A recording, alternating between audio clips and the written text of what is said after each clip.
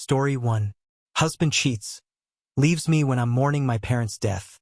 Now wants to get back together after finding out I'm inheriting $7 million. I, 27F, am in the middle of a fight with my soon-to-be ex-husband, Jeff, who had an extramarital affair a couple of months ago. Jeff and I had been married for 2 years, and we'd been together for almost 3 years before that. He and I had planned on beginning to try for a baby just 8 months into our marriage because we'd already been living together for 4 years at that point, and we really wanted to start a family together, so it just felt right. Unfortunately, even after months and months of trying, I was still struggling with conceiving, so we had to get tested. Turns out that both my husband and I have fertility issues, so we had to give up on the idea for the time being. It hit me hard when the test results came back, and I kind of shut down emotionally because I really wanted a baby of my own. Jeff, instead of being supportive during that time, distanced himself from me, and we barely even spoke for a couple of months. I was already at my lowest by then, and Jeff going further away from me just made it worse. So, I thought about reaching out to him and making our marriage work, but before I could do that, he confessed to me that he'd been having an affair with an old friend, and it had been going on for weeks. He'd sought out her help a couple of days after we got back the test results since he used to be good friends back in high school and she was in town for a conference. They had lunch together, and then that turned into an opportunity for him to cheat on me with her. He told me that he wanted to tell me the truth, but I just seemed so distant and sad that he was afraid of how I'd react. So he just didn't say anything, which was a pretty ridiculous reason. I remember wanting to say a lot of things after he told me, mostly wanting to scream at him, but I couldn't bring myself to do any of it.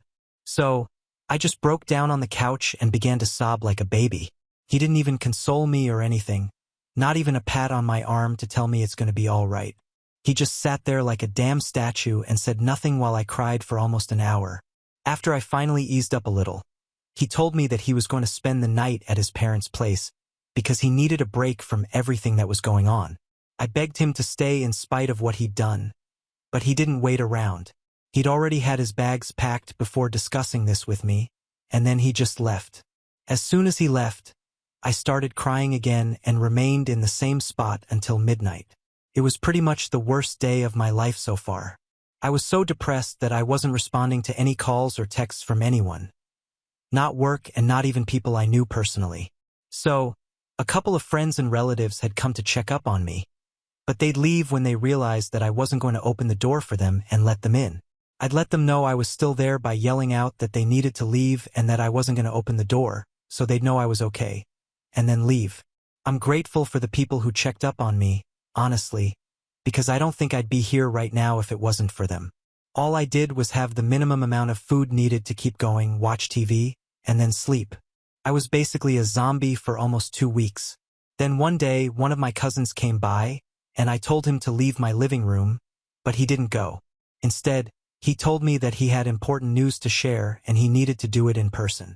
I didn't take it seriously and argued with him, so he finally snapped and told me that he was here to inform me that my father had passed away from a heart attack, and since I never checked my phone, people didn't have any way of letting me know about it.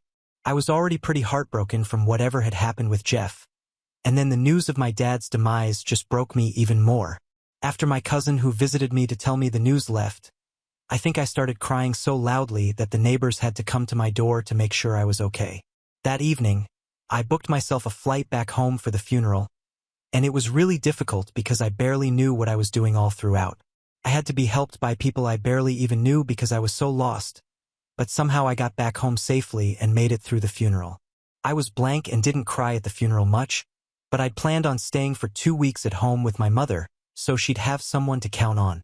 She was devastated at the funeral and didn't leave my side even for a second, but we barely got to speak because of the sheer number of guests and relatives showing up. My dad was a well-known man. He was an attorney and was one of the best in his town. He was also a really good man and people loved him. Some people had even traveled overseas to pay their last respect, so you guys can imagine what sort of love and respect people had for him. My mother and I were overwhelmed, and for the 2 days after the funeral we just made small talk, and I'm grateful for even that much because just 3 days after the funeral I lost my mother as well. The medical report said that my mother had passed away due to natural causes, and since she'd passed in her sleep, it had been peaceful for her, but I knew that she'd passed away from a broken heart. Call me crazy, but that's what I really believed. Within days of my father's funeral, we had to organize another funeral for my mother, and this was smaller, but it hit me even harder than my dad's death because this had happened while I was fast asleep in the next room. I think I pretty much shut my brain off after my mom's passing and was a robot. I flew back home after the funeral and finished off some legal paperwork with the executive of their will, my dad's secretary. There was nothing for me to stay back for anymore, so I came back to my own home and resumed my old routine of eating, watching television, and then going to sleep. My life spiraled out of control after that day because I was so depressed that I could barely bring myself to eat or sleep.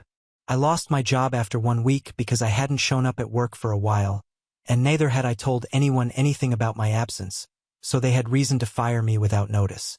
Besides, it's been ages since I responded to anyone from work, so I should have seen it coming, but it was still a huge blow. This time hardly anyone came by to check on me because everyone thought that I was staying back at my childhood home, and it was a relief because I didn't want to see anyone, and vice versa. So that was the last 4 months of my life after my parents' passing. I haven't had a job for almost 5 or 6 months, and haven't done anything outside of the house for just as long, if not longer. I don't talk to anyone, and it was only recently that I realized that I've been a total mess. I've neglected everything apart from paying the rent and bills on time and doing the absolute bare minimum. I was in this state for almost 1.5 months until one day I decided that I wanted to comb my hair because my head was really heavy, and I wanted to do something about it because it was uncomfortable. I finally looked at myself in the mirror of the day and realized that my hair was a rat's nest. My clothes were grimy and dirty, and my face was all sunken like I was straight out of some horror movie. I was disgusted by my appearance, but I still tried to brush my hair, and the plastic hairbrush snapped into two because of how tangled my hair had become. It was a small, insignificant thing, but that was a wake-up call for me. I didn't know how that happened, but something just switched in me, and I ended up falling to pieces in front of the mirror once more the day.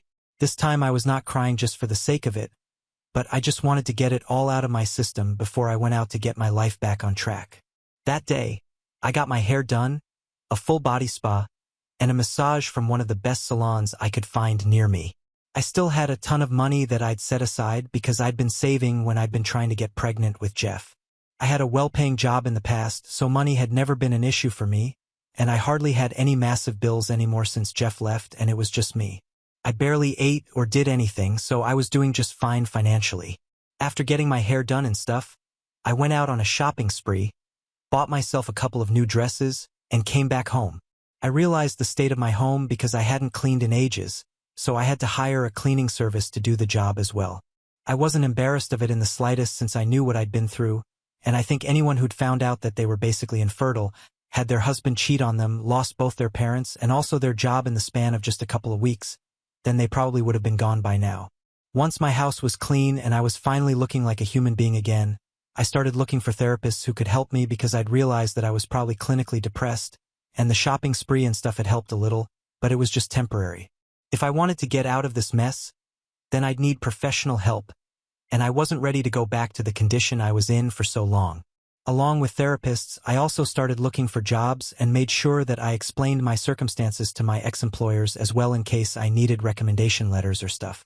To my surprise, my ex-boss ended up inviting me back to work if I was up for it because she said that her son was an advocate for mental health awareness, and he'd be disappointed if she didn't at least give me an opportunity to get my life back on track. She also offered to put me in touch with her son, who worked with a lot of great mental health professionals who could help me out and make my search for a good therapist easier. I agreed to all of it, and I'm truly and sincerely thankful that she turned out to be such a wonderful woman because I got my job back and also started seeing a therapist as soon as I settled on one. I've been attending therapy sessions every week for almost a month now, and I feel like I'm finally getting better. The only thing I hadn't done so far was that I hadn't filed for divorce from Jeff because I didn't think I wanted to leave this marriage just yet, and I really had faith that he'd come back. Also, I'd forgotten that I had to do that because I was depressed about my life, so I didn't think about divorce and just waited around like an idiot. Then, finally, about 4 days back, I received a call from him. Usually, I don't answer calls from anyone, but since it was Jeff, I got really excited and answered the call. I'd barely spoken to anyone or even heard my voice, but I was happy to hear from him because I was delusional enough to believe that he was calling me to get back together. It had been almost 4 months since he left the house and we last spoke. And in the meantime, a lot had happened. I was finally doing better now, so I hoped that his coming back to me would be the beginning of a fresh start for the both of us. He even hinted at it by inviting me for dinner at a restaurant we loved going to when we were together, and I agreed to see him there. I got all dressed up and went out to see him that evening and even hugged him and stuff when I saw him. He looked happy to see me too, but he didn't ask me any questions and jumped straight to his own life and how fabulous it had been for the last couple of months. He told me that he'd been traveling ever since he left me and that he'd seen a number of places so far, all beautiful, and had also met numerous people. He mentioned that his old friend who he'd had the affair with had convinced him to go away for some soul-searching, and he brought it up really casually as well, but he was speaking about it in the past tense, so I thought that maybe that was done with. I even asked him if they were together, and he laughed and said no because apparently she was too busy to commit to a relationship, and he didn't want one just yet. I was relieved, but like an idiot, I didn't even bother to think that just because they weren't together, it didn't mean that they didn't still have a thing together because the reasons he'd given me were that they were too busy and non-committal to be together. Not that they didn't like each other. I was so happy to see him that I missed a lot of the things he was saying and convinced myself that he was back for me and we'd live happily ever after now. I was shocked by the end of the evening when he didn't ask anything about me, and neither did he apologize for anything, but I still stayed, hoping that something would happen.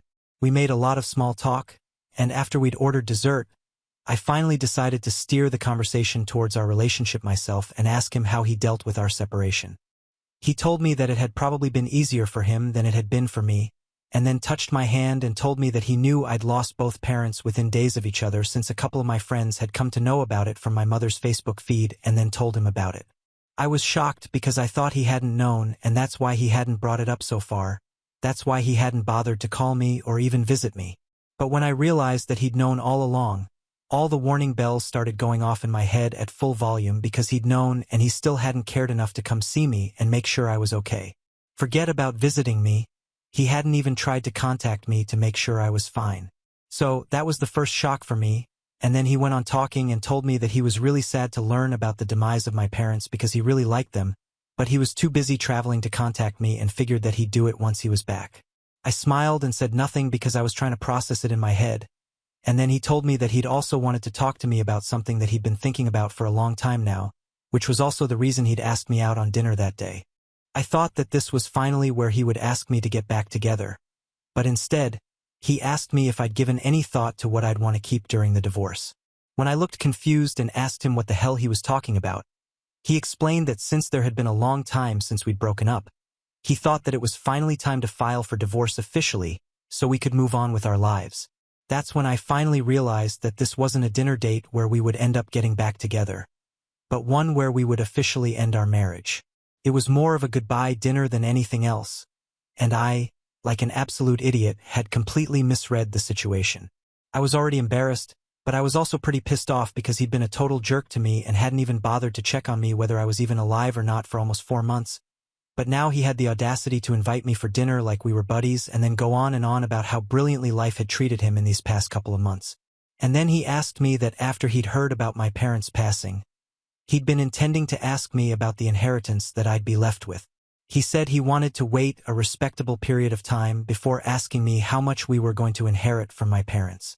At that point, I was so incredibly furious that I literally just ended up laughing in his face and told him that we weren't going to inherit anything, but I was going to inherit close to $7 million, and all he was going to get was a divorce.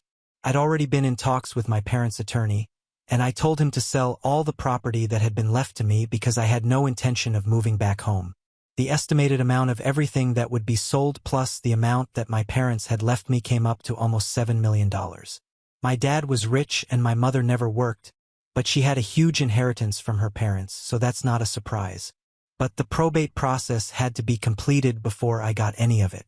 They'd already left me close to $2 million that I'd get as soon as the probate process was done, and then I'd have to wait for a couple of weeks before their assets were sold off. They already had a bunch of buyers, so I wouldn't have to wait for long. And since Jeff had been going on and on about how fabulous his life had been ever since he'd left me, I thought that I'd give him a taste of his own medicine and tell him about how wonderful my life was going to be now that I was done with him. We live in a state where inheritance is not considered a joint asset, and so he cannot claim it, and since he'd already admitted to infidelity, He couldn't claim alimony either. I rubbed all of this in his face and told him about how his leaving me was probably the best thing that had ever happened to me, since I would hate to have to stay with him even after my life was finally coming back on track. I told him that he deserved every single bit of misery that he was feeling because now I was rich and he wasn't, and it showed on his face. Then I stormed out of the restaurant and drove back home. He hasn't tried to contact me, but my in-laws have, and they told me that what I did was disgusting because first I wasn't able to give him a child, which drove him to cheat on me, and now I'm not even willing to do the bare minimum and share some of my wealth with the man who had supported me all along. I hung up on them without any argument because I didn't think I needed to dignify any of it. But his friends and family have been hounding me ever since our dinner date about what I did, and I'm seriously beginning to question if it was the right move to rub it in his face. Maybe I should have just left without bragging about it. Aita for bragging about my inherit after my husband cheated on me and left me at my lowest point? Update 1. Hey, I filed for divorce from my husband. It's been 3 weeks since the incident, and his family and friends have taken the harassment to a crazy level. They're literally going off on me on social media and have practically started a hate campaign against me for putting Jeff through mental distress on purpose just so I could get revenge on him because he had cheated on me, and then blamed me for his cheating as well by saying that I'd withdrawn from him emotionally, so he had no option but to seek affection somewhere else, and it just so happened that a friend of his happened to be back in town. So he's absolved of all the blame, and I'm the villain here. Even though he was also facing fertility issues, but I never went out of my way to find someone else and talk to them out of desperation. But whatever. I filed for divorce, and I'm going to make sure that I don't let him off the hook easily. I'll also sue his parents and friends after warning them that they need to stop because word of this has reached a couple of my coworkers too, and I can't compromise my reputation over this bullcrap. Update 2. Jeff's actually contesting the divorce. Why? Because he suddenly had a change of heart and now he thinks we're meant to be together. I'm sure this has nothing to do with the inheritance, and he's doing this all purely out of his own love and affection for me. That's probably also why he made his folks stop harassing me online so he could get back with me since he loved me, and not because I threatened to sue them all for defaming me. I'm being sarcastic, obviously. I talked to him a couple of hours ago on the phone when I found out that he was contesting the divorce, and he told me that he changed his mind and that he wanted to make our marriage work. I got into a very nasty fight with him because I was just feeling so frustrated and hateful, and all he said to me was he knew I was mad because I still loved him, and if I didn't still love him, then I probably wouldn't even have called him. He reassured me that this was just a stupid game that I was playing to get back at him for the cheating and that we'd be just fine, and then disconnected the call. I'm in disbelief right now, and I cannot believe this is happening to me. I've never ever felt such a strong urge to slap someone senseless, but I guess there's a first time for everything. He just is a huge jerk, and I can't believe I even considered getting back together with him. Freaking gold digger. I could just scream right now, but that wouldn't help. Please, if someone has any advice on a way to mess him up but legally, do go ahead and let me know because I have nothing to lose at this point. Update 3. Hello folks. It's been a while, but we're in the middle of the mediation process now. If this doesn't work out to bring him and me on the same page, then we might have to go to court, but I have a feeling that's going to happen, and it'll be better for us since I can't see us coming to an agreement about any of this. He feels that we should stick together, and I don't even understand what the point of having a negotiation meeting is when this is pretty much non-negotiable for me. I do not want to be with him. It's as simple as that. I'm entertaining it because he wants to give it a try even though it's exhausting, but then I know this will go to court, and I'm hoping that'll make everything better for me, at least. I don't know about him, and neither do I care, very honestly. Update 4. Hey guys, almost 2 months since the last update, and well, the case ended up going to court just as I'd predicted, and I'm going to get a divorce, alright? It doesn't matter what he wants anymore. And boy was he upset about it. The probate is done too, and I'll recover all the money I spent on my lawyer and even more soon enough. Life's good, so I don't think I'll be coming back here anytime soon. It's been a good ride, but I'm fine now. Thank you for all the love and support. I couldn't have done it without you guys, and I mean it. Okay, now on to the next story. Story 2. Wife's guilty affair partner exposed her cheating after 27 years of marriage. I got my sweet revenge by taking everything from her. Long-time lurker here. I never thought that I'd one day be writing a post of my own here, but life comes at you fast. I'm a 56-year-old man, and I've been married to my 52-year-old wife for 27 years now. It's been a very long time together, and when you spend it long with someone, it's hard to explain what they mean to you. At the same time, the more someone means to you, the harder their betrayal and lying will hurt you. As I said, my wife and I have been married for over nearly 3 decades, and we have 2 adult daughters. For the purpose of this post, let's call them Sophie and Cassandra. They have both moved out of the house and live and work in other states. My wife and I have always had a pretty smooth marriage and have done very well for ourselves. Let me not bore you with the history of my life in marriage though, especially because what I really need right now is advice. It's taken me weeks to write this, and I've been holding this in so long that I just really need to let it all out. The whole thing started several weeks ago when I received a message on Facebook from a man that I'll just call Pedro. He sent a friend request first and after that a message. I had no idea who this man was, but his message certainly caught my attention. Hello, I don't want to alarm you, but I have something very important that I would like to discuss with you. I hope you'll give me the chance to. Needless to say, getting this message out of nowhere from a person whose face didn't ring a bell was sort of alarming. But I eventually pushed it aside mentally because I felt it was probably some kind of scam. He'd tell me that he has $10 million that he needs to unlock in a bank account in Serbia. I was too old and too sharp to fall for that kind of thing. That was the way I thought about it. I didn't think about it for the next week or so, but I did end up alarmed, despite his intentions, when I received yet another message from Pedro. I know this is odd, and I know you don't know me, but I know about you. Please, for my sake, I need to talk to you. It is about your wife. That line caused me palpitation. So, the first thing I did was call my wife. She picked up on the second ring, and she sounded like her normal self. I felt a strong inclination to ask her whether she knew anyone called Pedro, but for some reason, something held me back. After 27 years of marriage and over 30 years of knowing each other, I'd normally have told her right away, but this time I felt different. The whole situation made me uneasy, and I decided I'd get to the bottom of things before I told her about this saga. Who are you? That was the message I sent back to him. I knew my wife was safe and sound, so I decided I would play around with Pedro to see what he wanted. He answered several minutes later. I'm an old friend of your wife's, and I would love to meet up with you and talk about some things that I really need to get off my chest. He said he was an old friend, but he looked at least 10 years younger than she was, and when he said he'd like to get some things off his chest, the first thought that popped into my head was that he was an affair partner. That thought didn't stay for long, but it seemed like the only probable thing with the way his sentences were. Again, after 27 years of marriage, I think you'd excuse me for writing off cheating, because you'd think you know someone well enough after so long. We kept talking, and I kept trying to pry into what it was that he wanted to talk to me about, but he refused to let anything out. Apparently, meeting up in person was a big element of everything he was saying because he felt it was the right thing to do. Obviously, I was not going to go to Pedro's house or invite him to mine, so I suggested that we meet at a certain public square where I was sure there were public cameras and enough foot traffic. I also took my weapon along with me because I had no idea who this person was. I did let one very close friend know where I was going, though. I was a bit too curious to just block Pedro and move on, especially when he told me enough to make it clear he knew my wife a little well. When I got to the square, I sat on a bench and waited for the guy to show up. It didn't take more than 5 minutes before Pedro showed up, looking not too different from his profile photo on Facebook.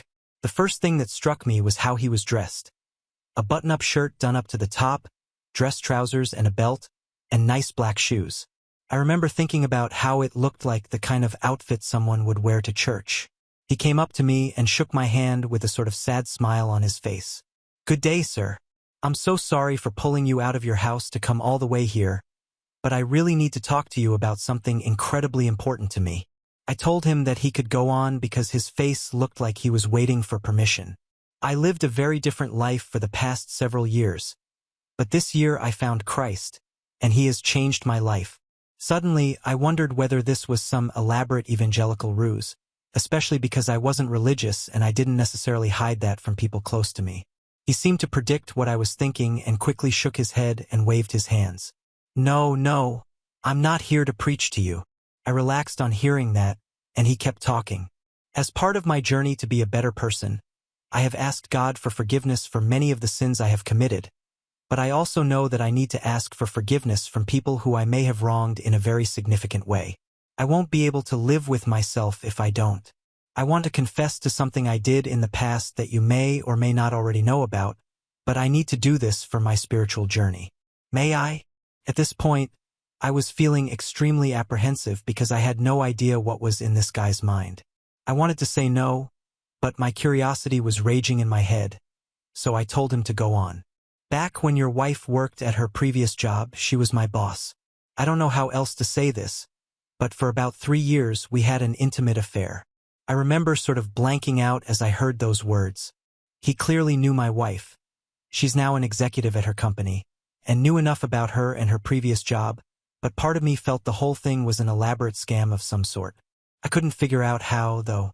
Pedro looked at me at that moment with a stupid look of concern, but as suddenly as I zoned out, I came back to my senses, and I asked him, "Do you have proof of this claim you're making?" He could just be a troublemaker after all. "No, I don't." And as he said that, I felt extremely relieved. There was no proof of what he was saying, and I needed a reason not to believe him. There wasn't any evidence of his claim.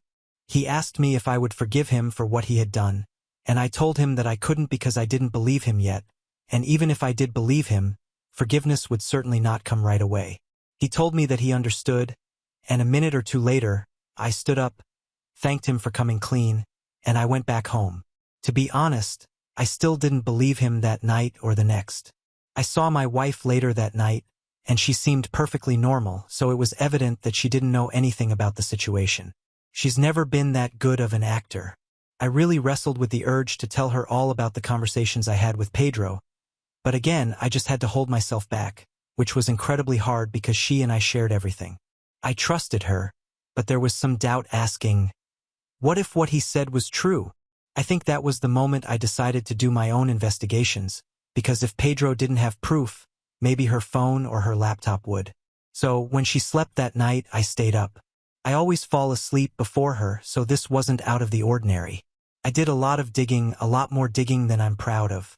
I went through every single social media application that she uses, both on her computer and her phone, but I found nothing. I even dug through her emails, trying to use search terms to find anything explicit that might have been shared. Honestly, I felt like I had found the closure I was looking for. At that moment, I felt like Pedro was a liar whose motivations I would never understand. But when I remembered that he mentioned how their affair had started at work, I decided to check Slack. Let me just say that I found what I was looking for. I guess she used Slack because it kept things limited out of her personal life. There were 2 coworkers in her direct messages on Slack who she was heavily flirting with, and they flirted back. It was the kind of explicit talk where it was almost that the people involved had gone the whole way with one another. I would have shared what I read, but I'm sure you'll all understand how unhappy thinking about it and especially reproducing it here makes me feel. I feel stupid, obviously, because I was talking all this talk about 27 years of marriage and how well I know my wife, but I really learned a lot about her in these past 2 weeks. A lot. I feel like a fool because I really never could have imagined that she'd be the kind of woman to cheat. Maybe that was my mistake from the start. Well, I documented everything I saw on her Slack and kept it securely. Obviously, Pedro had been telling the truth, and now I knew that my wife had intimate relationships with at least 3 men that she had worked with. It is crushing when I realize that the number is probably much more than that, but these were the ones I was able to find out about. This happened about 2 weeks ago, and I haven't said anything to my wife about it. In fact, it is quite hard for me to have done nothing at this time, because I keep feeling like she's still meeting up with these men.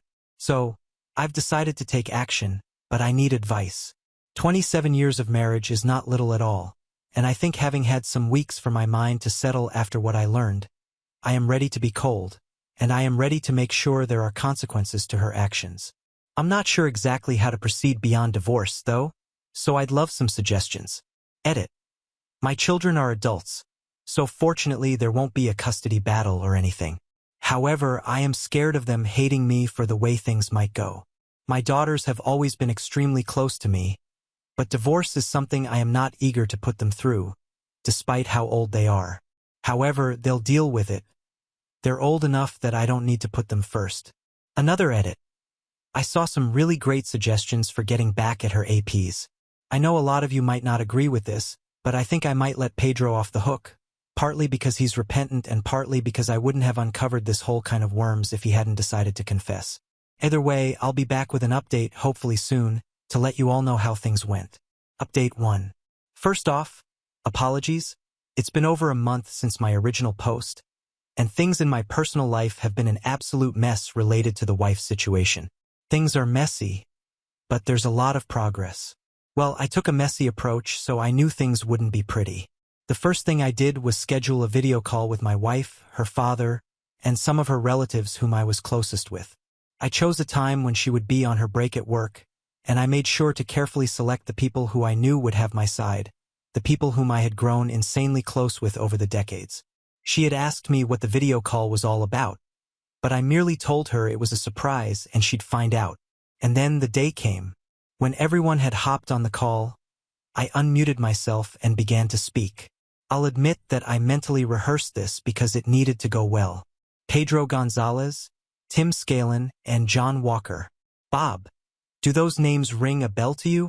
Even though the video quality wasn't stunning, the shock on her face was evident. She looked like she wanted to speak, but I'm sure she couldn't find the words. I guess she was stuck between lying and fessing up, but it was evident that I knew way too much for her to lie to me. This is how you want to do things? Are you serious? You decided to humiliate me after so long? Why couldn't we just talk about this privately? I could hear her voice cracking, and before I could talk, I watched as her hand reached towards the camera and pulled her laptop lid shut. Of course, I had an audience that was incredibly confused, I could see, so I went into vivid detail, telling them everything I had learned about my wife and her affairs. I told them about how I had found out. I admitted to my digging since I had probable cause, and I narrated everything I had found. Her dad was heartbroken. Her brother looked pissed, and a few cousins looked like they didn't know what to say, though they looked sorry for me.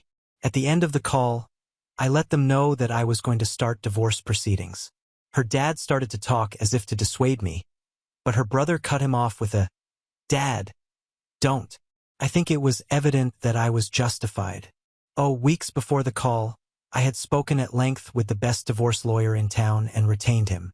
We had already gotten the divorce papers written up, and he seemed very confident that he'd get me a fantastic split. When my wife got back home, I served her with the papers and told her that she'd have to find somewhere else to sleep. She has more than enough money to get a hotel, so I knew she wouldn't be uncomfortable. She looked broken, and she tried multiple times as she was packing a small bag of essentials to talk things over with me. But the ship had already sailed in my head. I didn't give her the listening ear she wanted because I knew for a fact that there was nothing she would say that would make the situation any better. She hasn't been back to the house apart from once when I was out to pack more things for herself. She hasn't said anything about the divorce papers. In fact, we've barely spoken, besides her arranging to come to the house when I would be out. I also tried my best to keep my daughters out of this mess, at least the details of it, but I know they'll eventually find out. I just hope they don't hate me for it. Meanwhile, I'm also trying to find a way to get at her APs.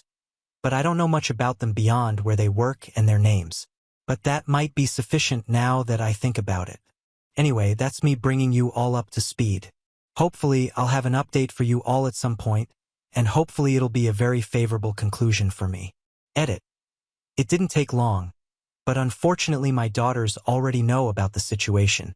Their cool uncle let them in on a bit too much of what went down, and they know the details of the discord between their mom and me. The thing is, I didn't want to intentionally turn them against their mom, but it has happened, and it was out of my power. I would never have told them myself, to be honest, though I'm happy that they know. They're not kids anymore, and I'd prefer not to deal with them lashing out at me out of confusion. Update 2. Hey everyone, it has been months, so I don't know if you all even remember my story, but I'm here with what should be the final update. My daughters got very involved with the process. To be honest, I didn't want them to hate their mother, but they started to give that vibe, especially Cassandra, the younger one and my wife's favorite.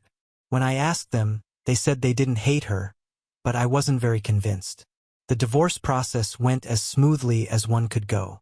Of course, it seemed like a 50-50 split of our assets was on the horizon, and her lawyer wanted to fight very hard for the house, which, to be honest, was one of the few things I certainly did not want to give up, especially because I knew how much she loved the house.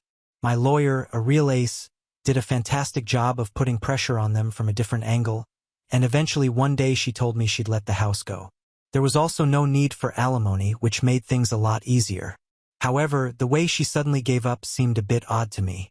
I found out why she did that, though, much later. She and Cassandra had a huge falling out, and by the sound of things it was extremely messy, but apparently enough was said for my ex-wife to feel like an absolute scumbag. She had lost all loyalty from her nuclear family and many of her relatives, and I think she just got tired of fighting.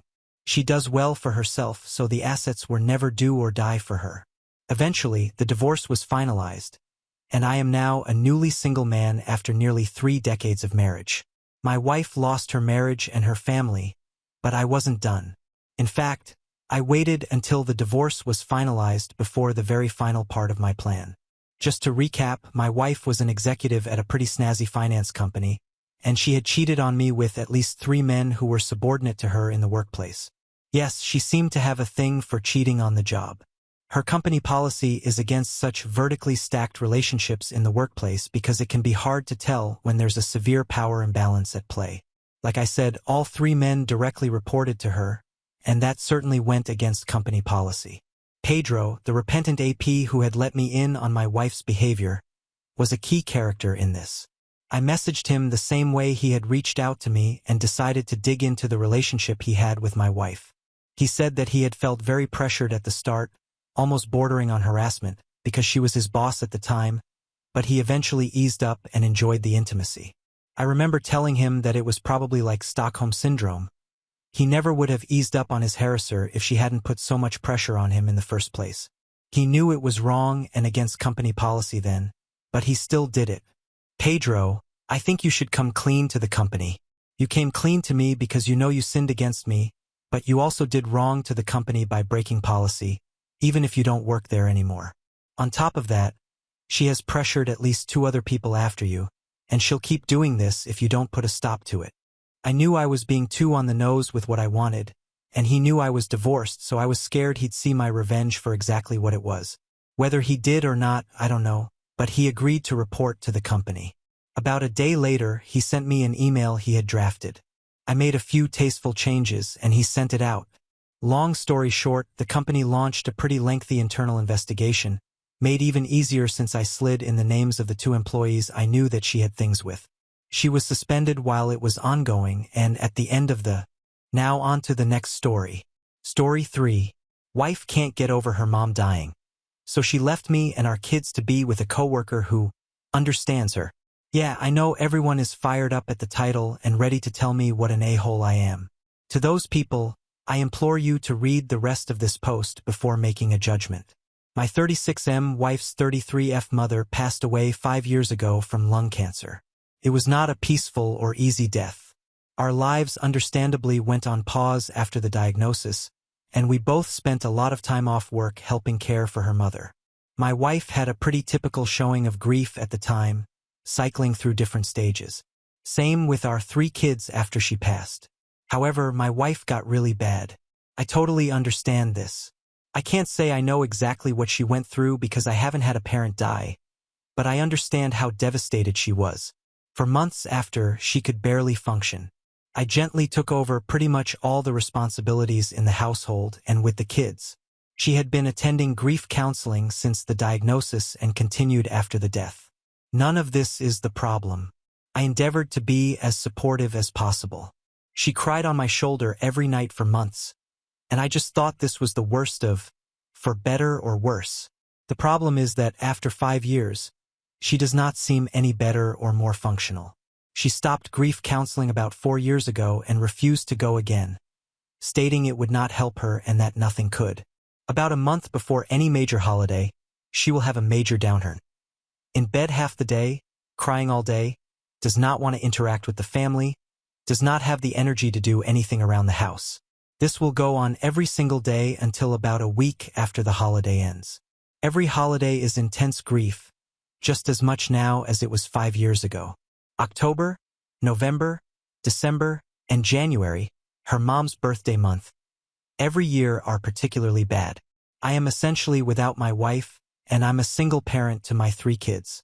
Altogether, she is completely incapacitated by grief for about 6 months out of the year, and has been the past 5 years. When I say incapacitated, I mean incapacitated. When she is in the depths of her grief, she is completely incapable of intimacy with me or the kids. There is no cuddling, spending time with us, going on family outings. I don't have sex for half the year. I've stopped asking her if she wants to talk about it because she can't get any words out between sobs if she tries. What hurts the most is that the kids have stopped asking or being concerned. If they see their mom in bed when they get home, they just go about their day and might casually mention, "Oh, mom is sad today." If they're siblings or I ask where she is, they don't really seek affection with her anymore because they rarely get anything more than tears. I've discussed this with therapists, my parents, friends, etc., and I know all the rebuttals people have for this, so let me preempt them. She is unwilling to go back to therapy for grief counseling or to see a doctor for depression. Yes, I know she's severely depressed. I can't force her to go to the doctor. I've tried so much. Yes, it really is just as intense as it was 5 years ago. No, I never tell her to get over it or blow her off. On my worst days, I just give space and leave her be. Most days, I try to offer her some comfort. If you want to judge me for leaving her alone, whatever, but know that I feel like I essentially have caretaker fatigue at this point. No, she does not have a history of depression, but she does have ADHD. Don't know if that's relevant. I feel like my wife died when her mom died. I would do anything to get her back, even a small piece of her. But she doesn't seem willing or able to move on past her mom's death. I feel awful for considering a divorce, but I don't know what else to do. Update 1, November 29th, 2023, 2 days later. I posted a few days ago. You can check my profile for that post. I just kind of threw that post together as a stream of consciousness fan on my break at work. I didn't go back and look at it until later because I just assumed it would get buried since I've never had anything I posted get any major attention, and honestly, I thought I was going to get eviscerated in the comments for being insensitive or uncaring. I was floored by the number of responses and really kind DMs I got and felt a little overwhelmed at the idea of responding to them all, so I figured I would post an update here. A few people mentioned I should have her involuntarily admitted to a medical facility. I didn't mention in the original post, but I did ask our family doctor about that maybe a year ago, and he told me that unless she is a threat to herself or others, it's unlikely to happen. I looked this up myself as well, and that appears to be true for the state we live in. I do agree that she needs medical treatment. I suspect that during her year of grief counseling after her mom's death, that she was not honest with her counselor. I have a distinctly sad memory of her coming home after one of her last sessions and telling me that her counselor said she probably wouldn't need to go much longer. Then she went and laid down on the bed and cried. I haven't been able to convince her to go back to counseling. However, I'm glad I posted to Reddit because somehow I hadn't really considered that she might need more intensive treatment than just counseling. I also saw one comment that scared the hell out of me. That she may do something drastic if I give her a divorce ultimatum. With those things in mind, I don't think doing that is the way to go. Instead, I'm planning to write her a letter explaining how much we need her back and that we love her and care for her deeply, but she needs more help than we can provide alone, and tell her that she needs to go to the doctor and be honest about what she's been going through. Thank you for your advice, everyone. Update 2, December 5th, 2023, 6 days later. I wasn't planning to post again, but got a lot of supportive messages asking for an update. So here we go. My soon-to-be ex-wife has completely lost her effing mind. After my last post, I spent a couple of days writing the letter to her. In it, I explained that the kids and I love her dearly and that we're concerned for her. I outlined all the worrying behavior and told her that I believe she needs to seek additional medical care. I explained that it sounded like she had complex grief. Thank you, everyone who pointed that out, and that the grief therapy she went to years ago was insufficient to help her get through it. I did not say anything about potentially divorcing her, but did say that the kids can't continue to live in their current situation. It was a long letter, and I don't really feel like transcribing it here. I read the letter to her the same night I finished writing it, after the kids had gone to bed. After I finished reading, she just stared right through me, 1,000-yard stare, for probably 15 minutes. then finally stood up and started walking to the door. I panicked and tried to stop her. Asked her where she was going. Can we talk about this? I'm concerned for your safety. She rolled her eyes at me and said in the coldest voice I've ever heard her use, I hope when your parents die, someone doesn't tell you to get over it. After that, I didn't try to stop her. I just let her go. I was pissed off for maybe 5 minutes before the panic set back in. I legitimately thought she was going to end herself. I checked my phone, and she had turned her location off. I called and texted probably 50 times over the next hour, begging her to at least let me know she was okay and that she wasn't going to do something drastic. Right before I was about to call the police, I got a call from her phone. I answered immediately, and before I could get much of anything in, a man's voice told me, she's fine, but she doesn't want to talk to you, and hung up. I felt like I was having an out-of-body experience at the time. I had no idea what the hell was going on. I almost called the cops anyway, but I was disassociating hard and talked myself out of it. I kept calling her phone all night, but no one picked up. Again, after about 2 a.m., it started going straight to voicemail. I barely slept that night. When I woke up the next day, she wasn't home. I took the kids to school/daycare. I normally do this, and my wife is normally still asleep while I do so. Thank God they didn't ask where Mom was. I tried calling my wife's phone more all morning, but still voicemail. I called her office and asked if she was at work, and they told me she had called in sick. I called in sick to work as well and basically just sat on my couch trying to get a hold of her while being a nervous wreck. I called my mom as well and asked if she could pick the kids up from school today and watch them overnight. I didn't tell her everything that was going on yet, just that something had come up that was urgent and I needed some help. My wife walked in the door sometime after 4 p.m. I tried to hug her, and she shot away from me. I asked her where she had been. No response, just a blank stare. I asked her who had called me from her phone. No response, blank stare. At this point, I was frustrated and told her that if she didn't want to explain what was going on, she could get the hell out. I regret saying it that way now, but holy shit was I frustrated. So she started talking, but it was like I was talking to a text-to-speech AI with her voice. No emotion, totally flat, almost annoyed. She told me that she had gone to her friend John's, fake name, house.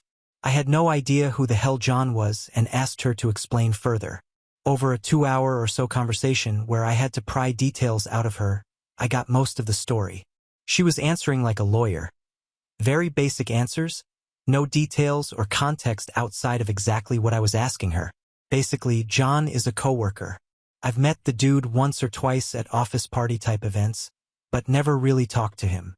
I never saw him hanging out with my wife or showing interest in her. But apparently, over the last year or so, she has been spilling all her feelings about her grief over her mom's death to him, and he's been comforting her. He had a parent die from cancer too, so I guess she felt they had a connection she didn't have with me. After I read her the letter, she says she realized that I don't care about her or her mom's death and went to John's house to talk/be comforted. I flat out asked her if she was having an affair with him, and she told me no. I asked her why she never mentioned she was close friends with this unknown guy, and she told me it was none of my business. I asked her if anything had happened between them while she was there, and she says they cuddled and he held her while she cried. I asked to see her phone to check messages between them, and she refused. I couldn't get much more detail out of her about the whole situation, so when she went to take a shower, I tried to check her phone.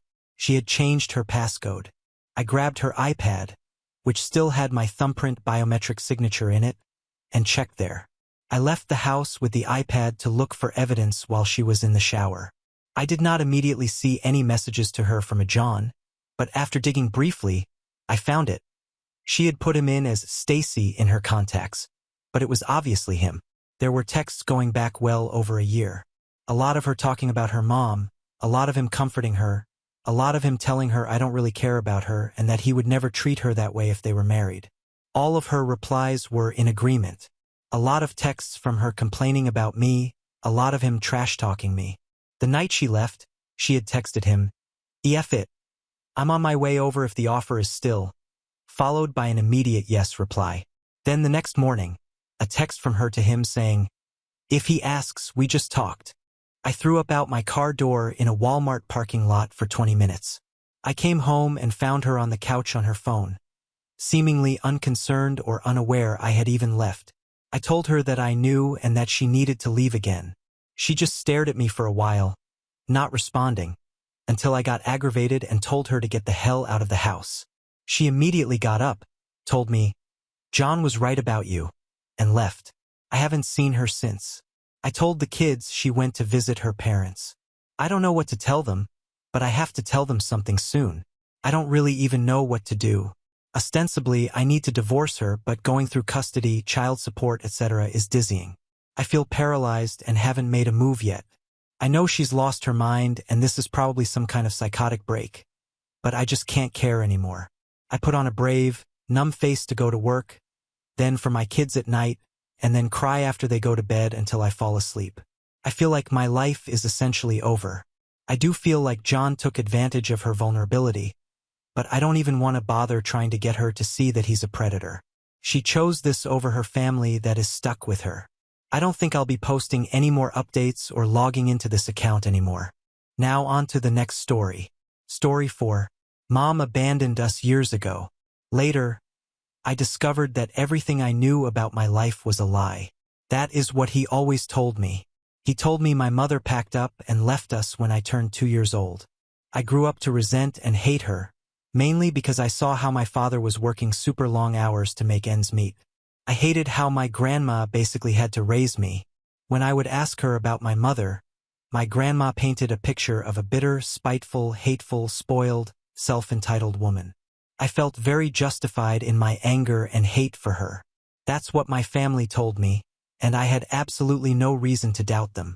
A few weeks ago, I found her on social media while at my boyfriend's house, and I was so mad.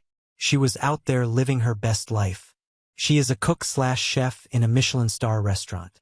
She travels, has a huge apartment, and apparently is married to a gorgeous man. In a fit of rage, I DM'd her, cursing her out for abandoning me to live her frivolous life, and that karma would come to her. She obviously saw it. Instead of going off on me, she just asked me to meet her and that she felt like I had a right to express my anger to her in person, and that she owed me as much. I was starstruck. Because my father said she never stood for the consequences of her actions, without telling anyone, I agreed. She invited me to this amazing restaurant. She paid an Uber for me and everything. It was very awkward at the beginning. I kept berating her. I was so angry I cried a little. She just sat there and took it all in. I then asked her why she abandoned me. She then asked, this is all paraphrased, do you really want to know the whole story? It is not nice and you will not like it. I am ready to be the bad guy in your head forever and keep my distance. I just kept pressing her, and then she told me the real story. This is again paraphrased and to my best recollection. She told me that my father and she met shortly before ending uni. At that time, my mother had said she did not want to stay in Unitown. A few months after dating, my father told her that his landlord was evicting him because the apartment was needed for immediate family use. She offered him to stay while he found something else. Months passed, and he was not doing anything. Then she got a job offer in another country. She told my father that he could take over her apartment or come with her. They had this huge fight where my mother told him that she was not ready for the type of commitment he wanted. She wanted different things in life than him and that, as much as she loved him, that they weren't compatible. They stayed living together, and then one day she found out she was pregnant. She told me honestly that she was thinking of not having me. She did not feel ready to be a mom at 22. She did not feel maternal feelings. She said she was already struggling with depression and late-diagnosed ADHD. My father convinced her to have me. He said he would take me because he had a right to me, that he would go after her because that baby was also his. So she had me. She said that the time after birth was really bad. My father was dragging out the legal procedures. He refused to vacate the home. My mother said that while she felt love for me and that there were moments when she felt overjoyed, it was overshadowed by huge waves of suicidal ideation. She was scared that she was going to hurt me. She also showed me some of the court documents of that time that backed up her claims. In the end, she was so desperate that she agreed to stay with my father if he agreed to be the main caretaker. He did, but only half-assed. My mother then told me that it got so bad that she tried to commit suicide around my 2nd birthday after a particularly nasty fight where my father admitted to having tampered with her birth control. She showed me the papers of the involuntary 72 hours commitment and the legal documents where she was found unfit to be a parent afterward. I felt nauseous. After all that, I would have not believed her hadn't she brought so much evidence with her. She then asked me what I meant in my message that we were struggling. I told her that we were not exactly rich and that I was struggling to come up with the money to go to university in another city. She was bewildered and asked me what my father had been doing with the monthly payments she was making. I told her that we don't receive that money. Then she took out another stack of papers. Guys, she is sending child support every month. It is almost $3,000 every month. Edit. She is court-mandated to pay me $1.5K. She doubled the payments out of her own will. She doesn't have to pay that amount. She wants to. She was very concerned about this and told me she would talk to her lawyers ASAP to transfer the money to me directly. In the end, she apologized to me. She is very sorry to have put me through this. She was very sorry for not being stronger, and she was very sorry for letting me grow up the way I did. She was crying. I was crying. She then told me to take my time. She would contact me again regarding the payments and that it was up to me if I wanted to see her again, that she couldn't be the mother I wanted. But the least she could do is help me with anything that I need. I hugged her. I cried. She cried. I boxed up my food, and she got me another Uber home. At home, my father was not there, so I went straight to bed and left early the next morning, and I'm staying with my boyfriend. My whole life is a lie. Update 1. Just found records of domestic violence from my father, 42M, to my mother, 40F, my 18M. Life keeps crumbling. I have found out that my mother never really abandoned me because she didn't want me, but because she tried to commit suicide and was deemed unfit to parent, and that my father basically baby-trapped my mother with me. After the post yesterday, I went snooping even more because I do not trust my father anymore.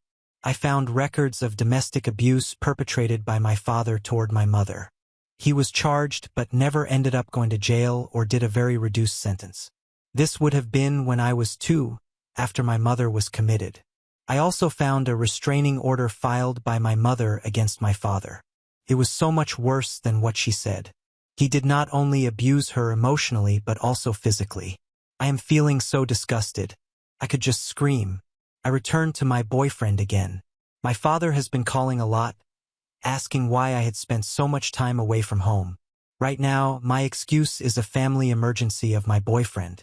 After yesterday's, I wanted to confront him, but now I don't feel safe.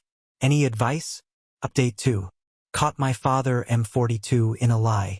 Should I, M18, just cut my losses and cut them off for my life?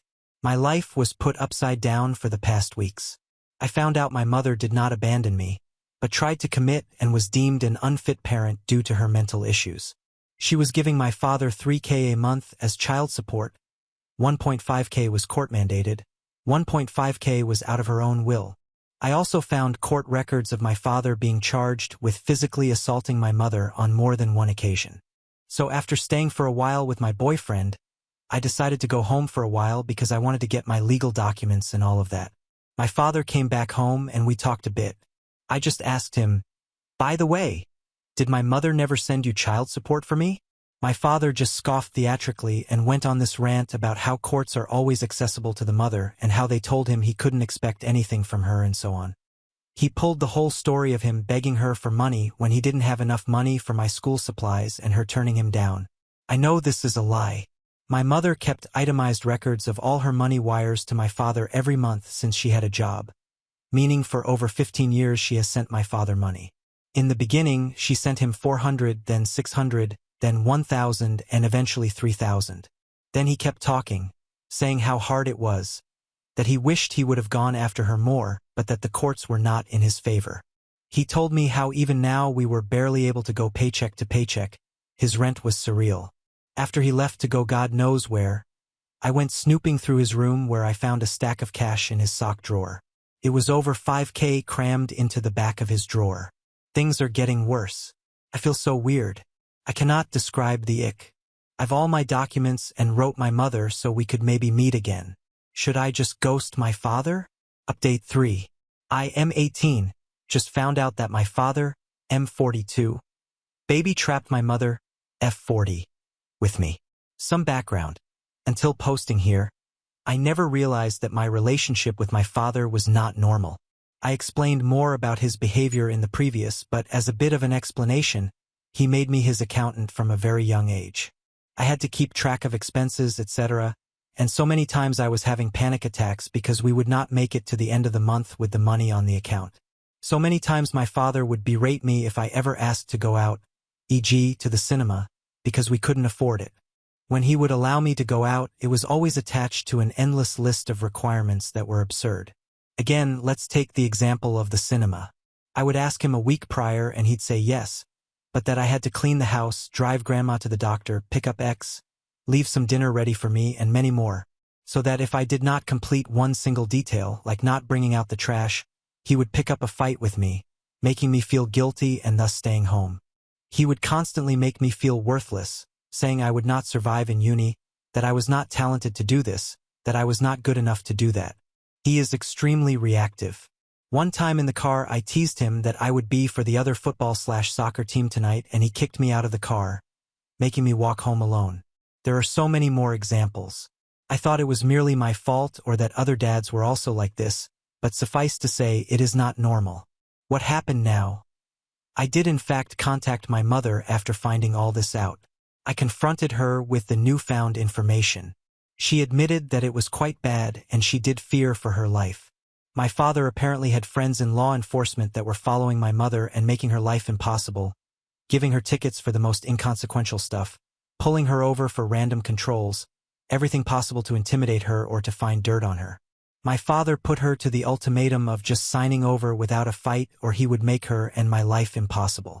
My mother told me that he had been abusing her since I was born, as early as 1 week postpartum. So when my father uttered the ultimatum, she felt hopeless and just tried to end it. It did not work, and after she was released, my father served her and battled for full custody because she was deemed unfit to parent. It was really easy for him. She told me the court actually went pretty hard on her. About a year after that, my mother attempted to establish visitation with me. She reached out to my father who invited her over. He told her that she could be in my life if she agreed to be together with him again. My mother told him no and then a fight ensued. That was the night he assaulted her. He assaulted her so badly that she wound up in the hospital. In the hospital, seeing her wounds, they had to report it. So he was sentenced to a year but only served 3 months. At that time, custody of me was with my grandmother. My father resumed custody of me at the time of being released. I was able to corroborate all this after reaching out to my aunt who has not spoken to our family in 10 years. My Aunt Mia basically documented my mother's abuse. She took pictures of her bruises and recordings of my father screaming and threatening her. She told me that she testified against my father in court and that she could just back up everything my mother said because he was the same to her. I insisted on seeing the pictures and recordings. My aunt was resistant to this, but a part of me did not want to accept that this was reality. So yeah, my father is a monster. I told my mother about everything monetarily that I had found out. She said that legally there was not much we could do, but she spoke with her lawyer and seeing as I am 18, she started the motion to start transferring me my child support money. She said that, for the time being, she would give me 1.5K monthly while she still had to pay my dad the money. As soon as the process is greenlit, I'm going to get it all. She also agreed to pay for my matriculation fees as well as for the deposit and first month's rent of an apartment in my uni town so that I could be as independent as possible. For now, I have only sent in my applications a couple of weeks ago, so I should get any news on that front latest by September. We decided that confronting my father was not a good idea for neither of us. So we decided on telling my father that my boyfriend's parents invited me to vacation. But he does not know I am gay. So we plan on telling him that this is the last vacation to say goodbye to my friend. I have talked to my boyfriend and his parents. They did not even hesitate and immediately said yes. They now know everything and support me 100%. So my mother and his parents are sending us for 2 weeks to a nearby country where they have a summer house. I told my father about the plans and he said that as long as his parents were paying that it was all right. He did tell me that I had to help him with a million things before leaving again. So I'm already seeing a fight on the horizon, but I have managed to get all my important documents and open a bank account thanks to my aunt's help. So on Thursday, I am officially leaving for 2 weeks, and I pray things to get resolved beforehand. I am taking all important stuff with me already in case things go south fast. Anyways, this has been an extremely difficult time, and I feel overwhelmed with this all. So please don't reach out probing me for an update. I will update when I feel it is right and when I feel like I can do it. This has been very helpful. Without you guys, I would have never noticed that I had also been abused and that there is most likely more to the story, even more than what I have found out. It has also proven very therapeutic to write this all down in a somewhat orderly fashion. So thank you so much for all the support and advice. Update 4. I am 18. Just found out that my father, M42, baby trapped my mother, F40, with me. Things went south fast. The Wednesday night, the night before I left, my father picked up a fight with me for not taking his car for an oil change. He called me everything under the sun, saying I am selfish and a brat, that he raised me better. He then had my grandmother come and say how disappointed they were, that I was clearly not mature enough to leave for a holiday, let alone move away for university. They held me awake till 4 a.m. under the guise of a family meeting, which was basically just a reprimanding session of all I had done wrong in my life, and to be honest, I was demoralized. I was ugly, crying and feeling awful. Thankfully, my boyfriend called because I had not answered several texts of his. He helped me transport all my stuff while my father was sleeping, and I left without telling him bye. He texted me around 1 p.m., and my father was acting like everything was normal. So the 2 weeks passed very quickly. I got a mail that I got into a university that has a very good program for political science, so I accepted and put myself on the waiting list for university accommodation. Then shit blew up. My mother suddenly stopped giving my father half the money, so she was only paying what she was legally obligated to pay. My father was losing it. He began calling, screaming at me to come home at once, then calling me crying to tell me that the beach of my mother had reappeared and was suing him, and now we did not have enough money to pay for the mortgage.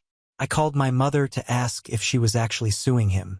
She said no and said that she had just gone through the courts to start paying me directly instead of my father, which was granted. Then my grandma started texting me saying I had to come home right away because my father had had a cardiac arrest.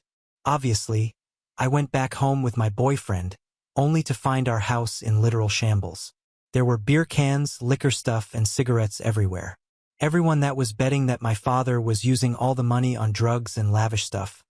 Hey, congratulations, you were right. Apparently, when I left, my father decided to have a huge party. He invited all these friends that he made in fancy bars. I know that because the lady that was in the hospital with my dad, his GF apparently, she did not know about me. She kept talking about our house as a summer residence. I asked her a few questions. She answered. She is actually pretty sweet but put off by my father now that she knows how he lied. So apparently my father would take the 3K and spend them almost fully on appearing to be richer. He had bought some clothing pieces that were high quality. He would hang out in these fancy hotel sky lounges where he met his GF, then would take her and her friends out to expensive restaurants and clubs. She did not fully admit it, but insinuated that they did coke often during those outings, much like the party that leads my dad to OD. It was not only cocaine that they did. I also think amphetamine. Anyway, I thanked her and told her that the money was not my father's and she had been lied to. She stayed till my father came to and we could bring him home, which is when she dumped him, and then I broke it to him. I was leaving. He lost his shit. He punched me. He broke my nose. I was really afraid. He was not even fully recovered in the hospital. I told the nurse how it happened, and the police got involved. My mother took me in the very next day. She is helping me with all the legal things regarding my father. She helped me move out, helped me move cities. It all happened very, very fast. My boyfriend has been staying over because I'm very afraid. My father has been blocked, but I've been getting threatening emails. So that is that. It is good and bad. Edit to answer FAQ. Why did my mother not take me in if my father was so abusive? I explained it already in the last posts, but TLDR. She had lost her rights due to her trying to commit suicide. It did not get better as my father and his friends in law enforcement and the judges in our small town are heavily biased against women. How did you stumble upon so many documents so conveniently? I didn't. I very sought out those documents. I reached out to Mia myself and insisted in her showing me what she had.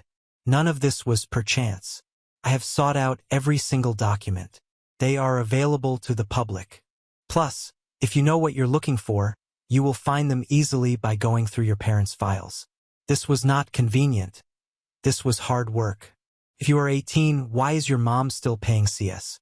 Here, you are legally entitled to CS and governmental CS till you finish university or / until you reach your 25th birthday.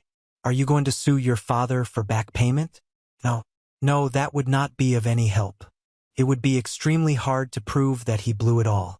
In the end, I was fed and clothed, and I had a place to stay with heat, electricity and internet and running water. It would take too long and not be good for anything but revenge. My mother is terrified of him, and I am not keen on seeing him. We are going to pursue a restraining order and are documenting all his emails and contact attempts. Someone pointed out to keep an eye out for my father opening accounts or credits in my name. We are looking into protecting ourselves in that area. Get a firearm. No, it is not legal nor makes any sense.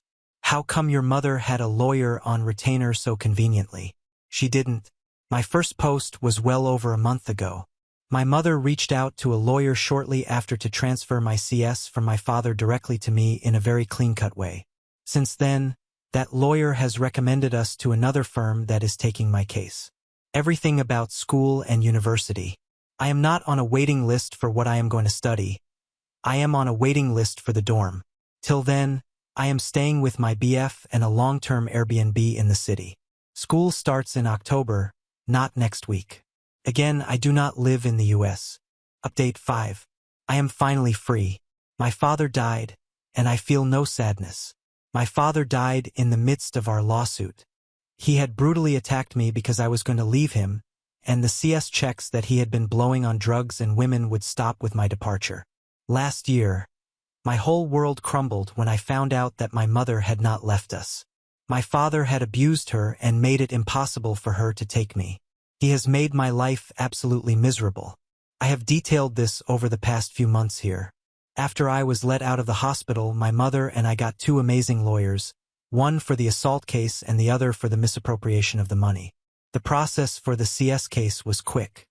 He had to pay back 50% of the money given to him in the past 3 years to me directly, no further fines. However, the assault case spiraled.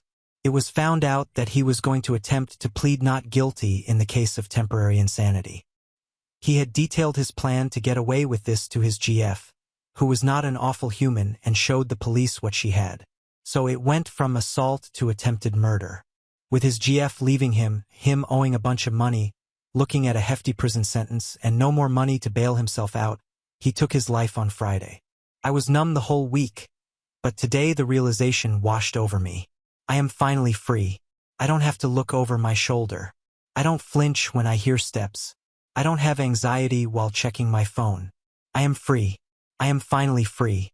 Now on to the next story. Story 5. Stepdaughter passed away in an accident, so we invited her grieving mom to live with us. But then I caught my husband cheating with her, and the affair started before our daughter's passing. My stepdaughter, Becca, 14F, passed away 4 weeks ago. I've been in her life since she was 7 years old, and we were extremely close.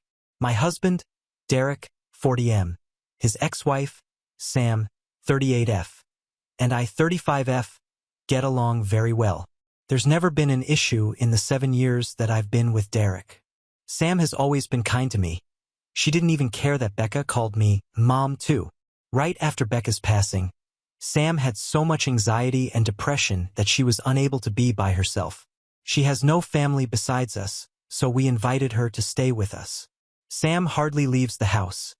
She mostly just sleeps in Becca's room, which is completely understandable. I always tell her that I'm here if she needs me, and that I want her to take her time with grieving, and that there is no pressure to go back to her home. Today, I needed to run some errands, so I asked Sam if she'd like to join me to get out of the house a little bit. but she declined and said she'd rather just stay at the house and sleep. I told Derek that I was leaving and I would be back in 2-ish hours. He works from home. I also told him to check on Sam every once in a while and maybe try getting her to eat something.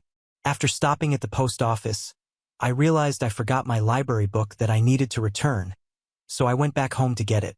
As soon as I walked in the door, I heard moaning coming from mine and Derek's bedroom. I immediately knew what was happening, and my heart completely broke in that moment. I wasn't completely sure what to do, but I ended up deciding to confront them. So, I walked to the bedroom and opened the door and began yelling at them both. Sam started having an anxiety attack and ran to the bathroom while Derek kept apologizing profusely. I asked him what the hell was happening. He told me that he made himself and Sam some lunch, and they began talking about Becca and shared some memories, and then Sam ended up kissing him and he didn't pull back, and then it ended with them in our bed. They're begging me to understand that it was just grief that caused them to become intimate, and that they both made a mistake. I don't know what to do. I love this man, and I love Sam. I'm heartbroken that they did this to me and put me in this position. I feel so stuck. Comments where OP has replied. Comment 1. That would be a hard no for me. I understand grieving, but how is this excusing cheating? What happens next time he is sad? OP. I misspoke when I said sad. Obviously, this is something beyond devastating. I still don't think it can be used as an excuse. I don't want to excuse his cheating. I think I want to divorce him, but I'm anxious about doing it right after we lost Becca. Comment 2. Probably together. Do you both own the home? If it's in your name, change the locks. Stay strong and don't listen to his excuses. I am so sorry this happened to you during such a difficult time. OP. Exactly what I was thinking, if I'm being honest. And yes, we both own it. When I told him to leave, he kept saying sorry, and then said that he would leave and respect me wanting him gone for a while. Comment 3. Are you seeing a therapist? Perhaps you're dealing with a lot right now. It might be useful. OP. Yes, I am in therapy. I've been with my therapist for other things for the last 3 years. She's been very helpful. I saw her yesterday and was able to figure some things out. Update 1 May 11th, 2024. I decided that I'm filing for a divorce. I can't ever trust Derek again. It sucks because we had an amazing relationship, I thought. He's always been great, so this was a complete shock to me. Last night, Derek came over to talk. He confessed to a lot. Turns out it wasn't their first time having sex, like most people thought.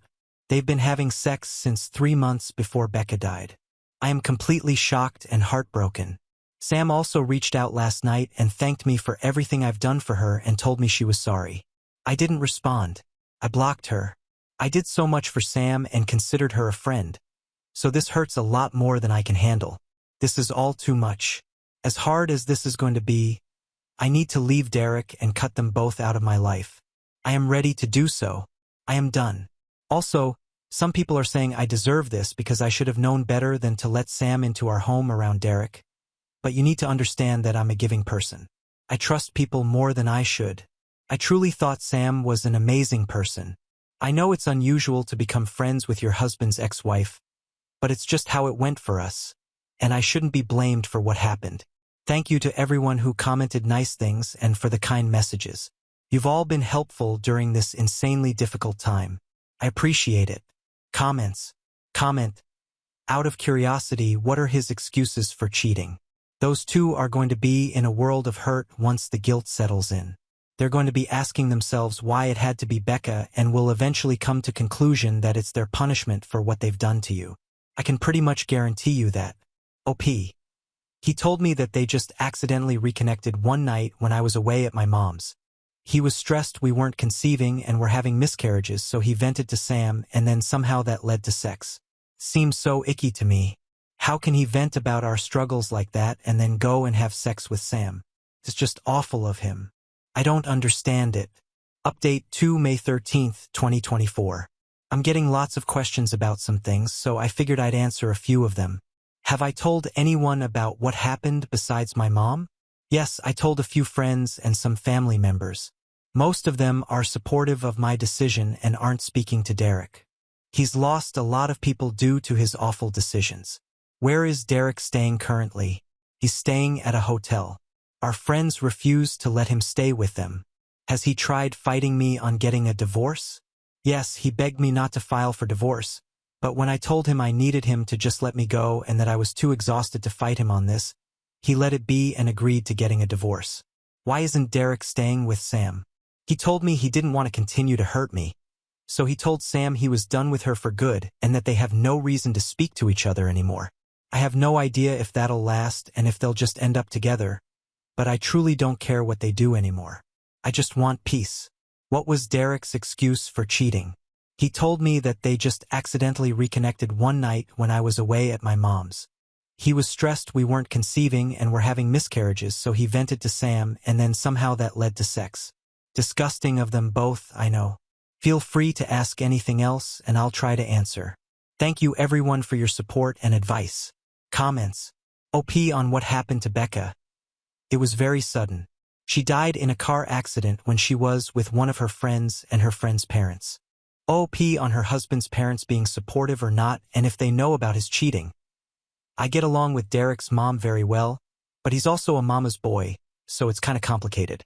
She will always be there for him. He'd stay with her if she didn't live across the country. She knows what he did and told me she had a talk with him, but said that he's still her son and she'd help him with anything if he needed it. I'm thinking I need to cut her out of my life too, which makes me really sad because we were close and talked on the phone almost daily. OP on if she has children with her husband. We've had 6 miscarriages total. All of them were in the first trimester. Update 3. May 14, 2024. I just found out that he is staying with Sam and not at the hotel. He told me it's too expensive to stay at a hotel and Sam is the only one that'll help him right now. I had a feeling this would happen. Just knowing that they are still probably sleeping together hurts my heart. I talked to a lawyer this morning, and we are proceeding with the divorce and Derek agreed to it. It's actually happening, and I feel some relief that he's not fighting me on this. My mom leaves on Sunday. I'm scared to be alone, but I go back to work on Monday, so I'm hoping it'll be a good distraction. I'll keep updating if anything else happens. Thank you everyone. I'm so grateful for you all. Comments. Comment 1. OP, how did you find out he was staying at his ex-wife's place? Anything he says should be taken with a grain of salt. He is not true to his words and is going no contact with Sam.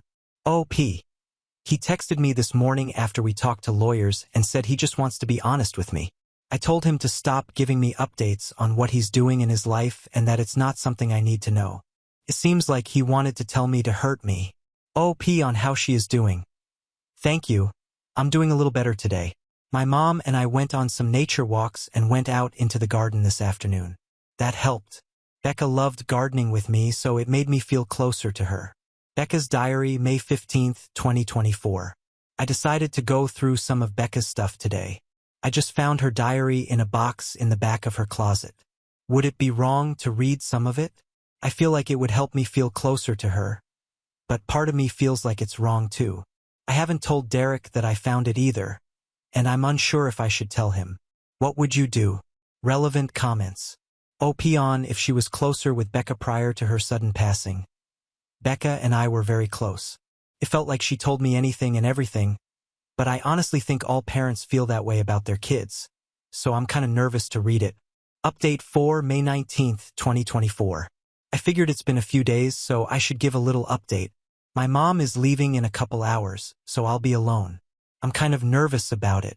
She helped me stay distracted and kept me going. I don't know how I'm going to handle her being gone. I go back to work tomorrow, first day back since Becca passed away. I'm looking forward to it, though, because it'll keep me distracted. Also, I did read some of Becca's diary. It made me love her even more. She was such a sweetheart.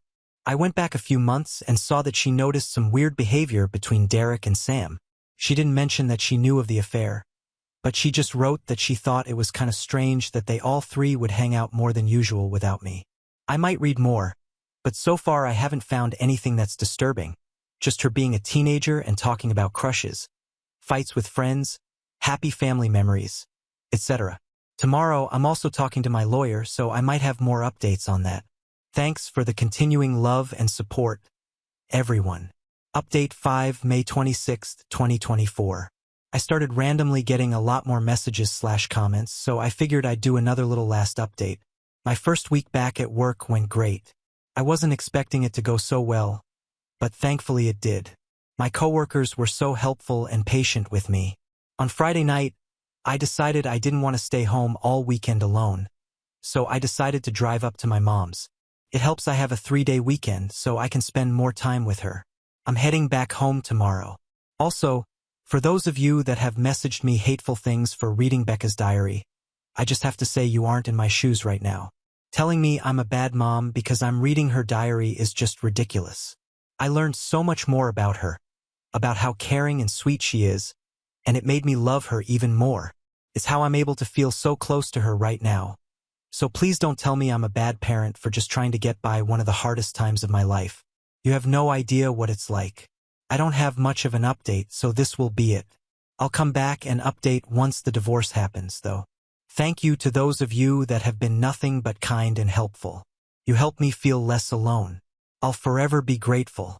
Sam saw my Reddit post and is threatening to sue me June 1st, 2024. Sam made a fake FB profile to message me and tell me she wants to sue me for telling strangers about what happened. Derek supports her, apparently. I don't need this. Am I not allowed to vent about my life to people online? I just want life to get better. I'm so tired. EFU, Sam. EFU, Derek. Edit. Sam is in the comments and messaged me on here too. Blocked her. Additional information from OP. OP on the message from Sam. No, I just ignored her. It might be an empty threat just to make my life harder, but I'm unsure. Her message said, so, I was scrolling TikTok and ended up on an account where they read Reddit posts, and guess whose post they read? Yours. First you tell friends and family, and then you go to a bunch of strangers and tell them our life story. I can't believe you. It isn't just your business to tell. Becca would be so disappointed in you.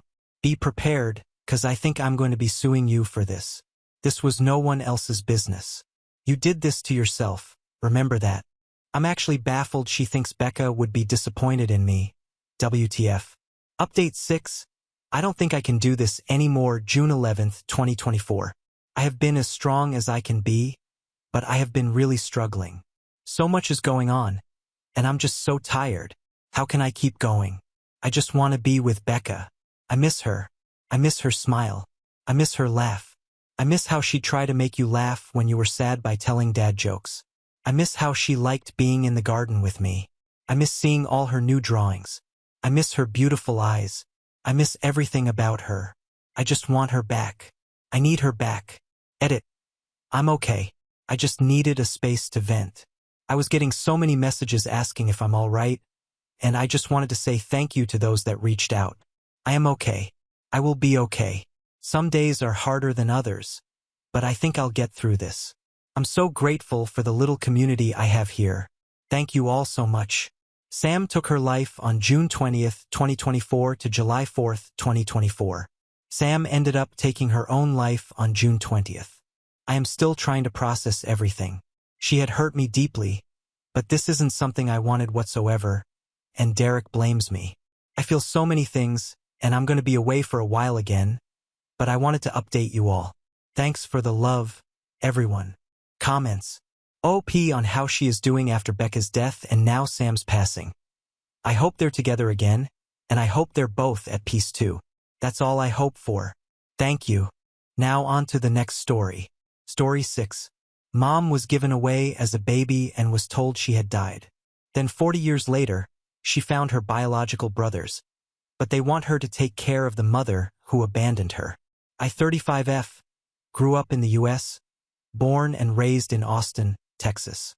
My father, 70M, is Canadian and my mother, 68F, is Greek. Every summer, we vacationed in Greece with my maternal grandparents. When I was 25, my parents retired and moved permanently to Greece after my mother inherited a house and a significant amount of money from her mother when she passed away. That's when things took a strange turn. During the last few months of my grandmother's life, my mom went to Greece to care for her as she was no longer able to take care of herself.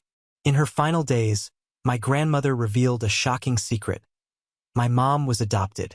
She wasn't the biological child of the parents who raised her.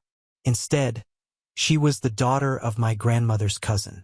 Apparently, in Greece decades ago, it was common for struggling families with many children to give a baby to a relative who couldn't have kids. My mother was devastated. She grieved the fact that she never knew her real family and that no one ever told her.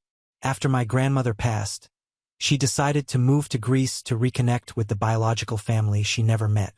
She traveled to the region where her biological mother lived and met her for the first time along with 2 older brothers and a younger sister. Her oldest brother was especially emotional because he vaguely remembered the day they gave my mother away as a baby. But from the start, my mom was hurt that none of them had ever tried to find her. Their excuse was that she had moved to the US and it was difficult to track her down. While her biological mother said she had made a pact with her cousin, my adoptive grandmother, never to reveal the truth. The entire village had been told that my mom had died as a baby, so no one ever questioned it.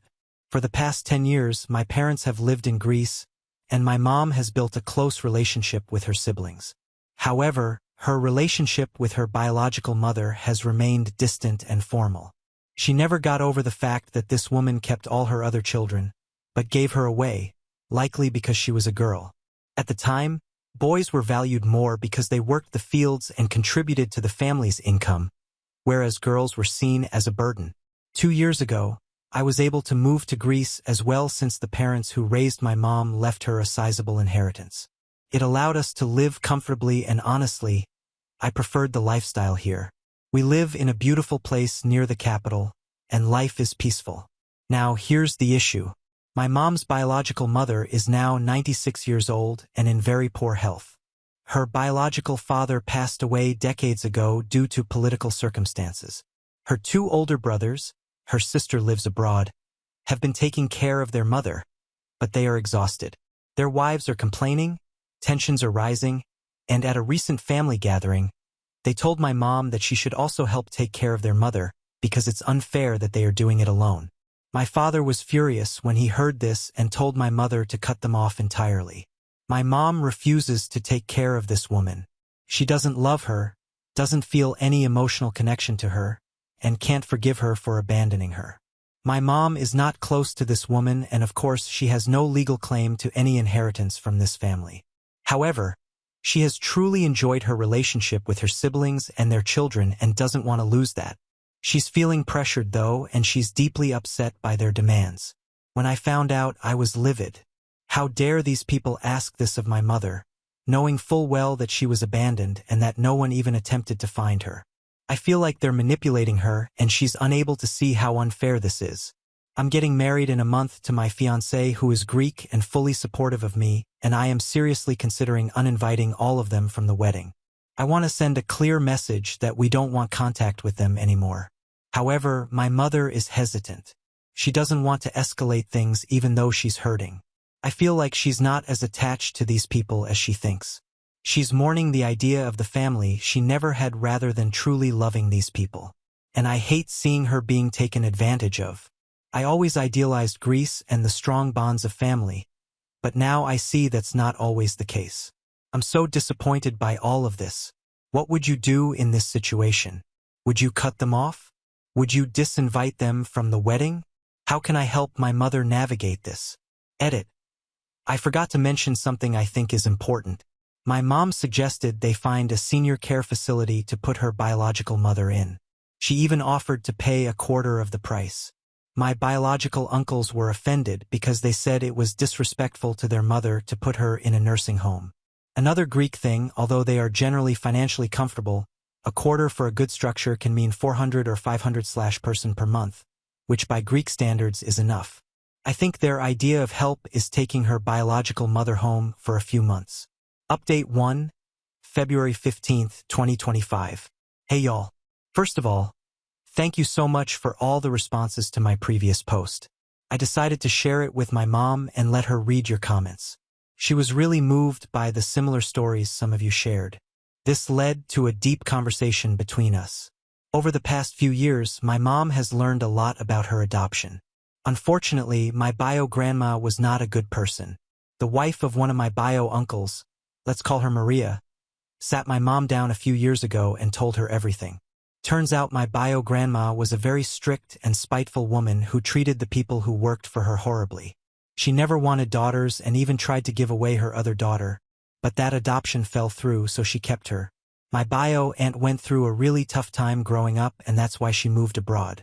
Her brothers never supported her the way they should have, and they even cheated her out of part of her inheritance. Maria is now thinking about leaving her husband since their kids are grown, and she doesn't want to stay married to a man she knows isn't a good person. As for my mom, she never felt a bond with her bio mother. But after hearing everything from Maria, she's decided she doesn't want much contact at all. She knows exactly what kind of people her bio brothers are and never wanted a super close relationship with them. They're not in daily contact anyway, but she does feel attached to her nieces, nephews, and their wives. That's the main reason she hasn't cut ties completely.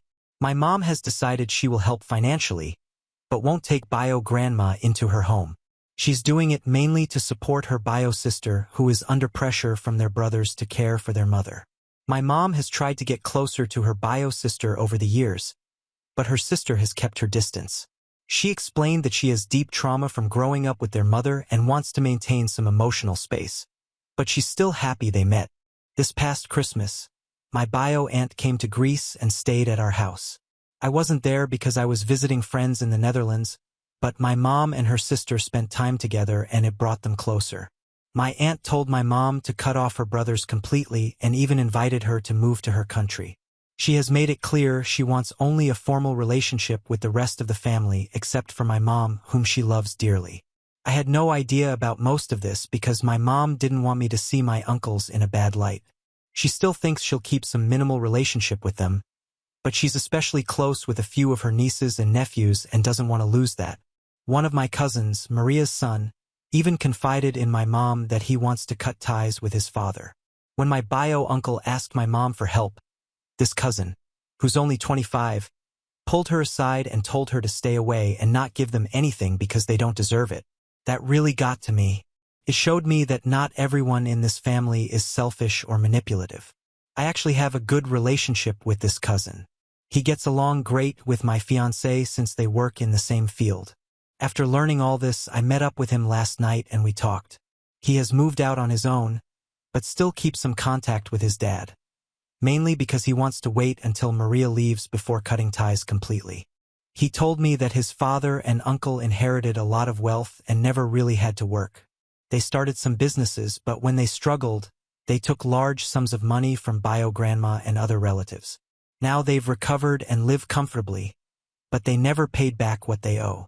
My cousin is ashamed of his family's actions and doesn't want to be judged for them. He also believes they are trying to financially exploit my mom because he cares about her and really respects my parents. He warned them not to get involved. After everything, my parents and I made a decision. My mom will give one lump sum of money for her bio mother's care. Whether they put her in a nursing home or hire a caregiver is their problem. She will also have a final talk with her brothers to make it clear that she is not taking care of their mother because that woman was never a mother to her. When Maria manages to get divorced, which my parents want to support her through, we expect the relationship with the brothers to fall apart.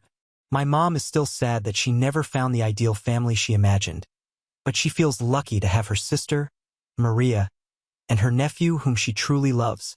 As for the wedding, we decided to invite them to avoid unnecessary drama. That's the update for now. I truly appreciate all the comments and support. I feel sorry for those who have gone through similar painful experiences, and I hope no one has to go through this again. Lastly, I feel terrible for ever doubting my grandparents, the ones who actually raised my mom. They were amazing, kind, and compassionate people who helped so many others in the U.S. Everything they had was earned through hard work.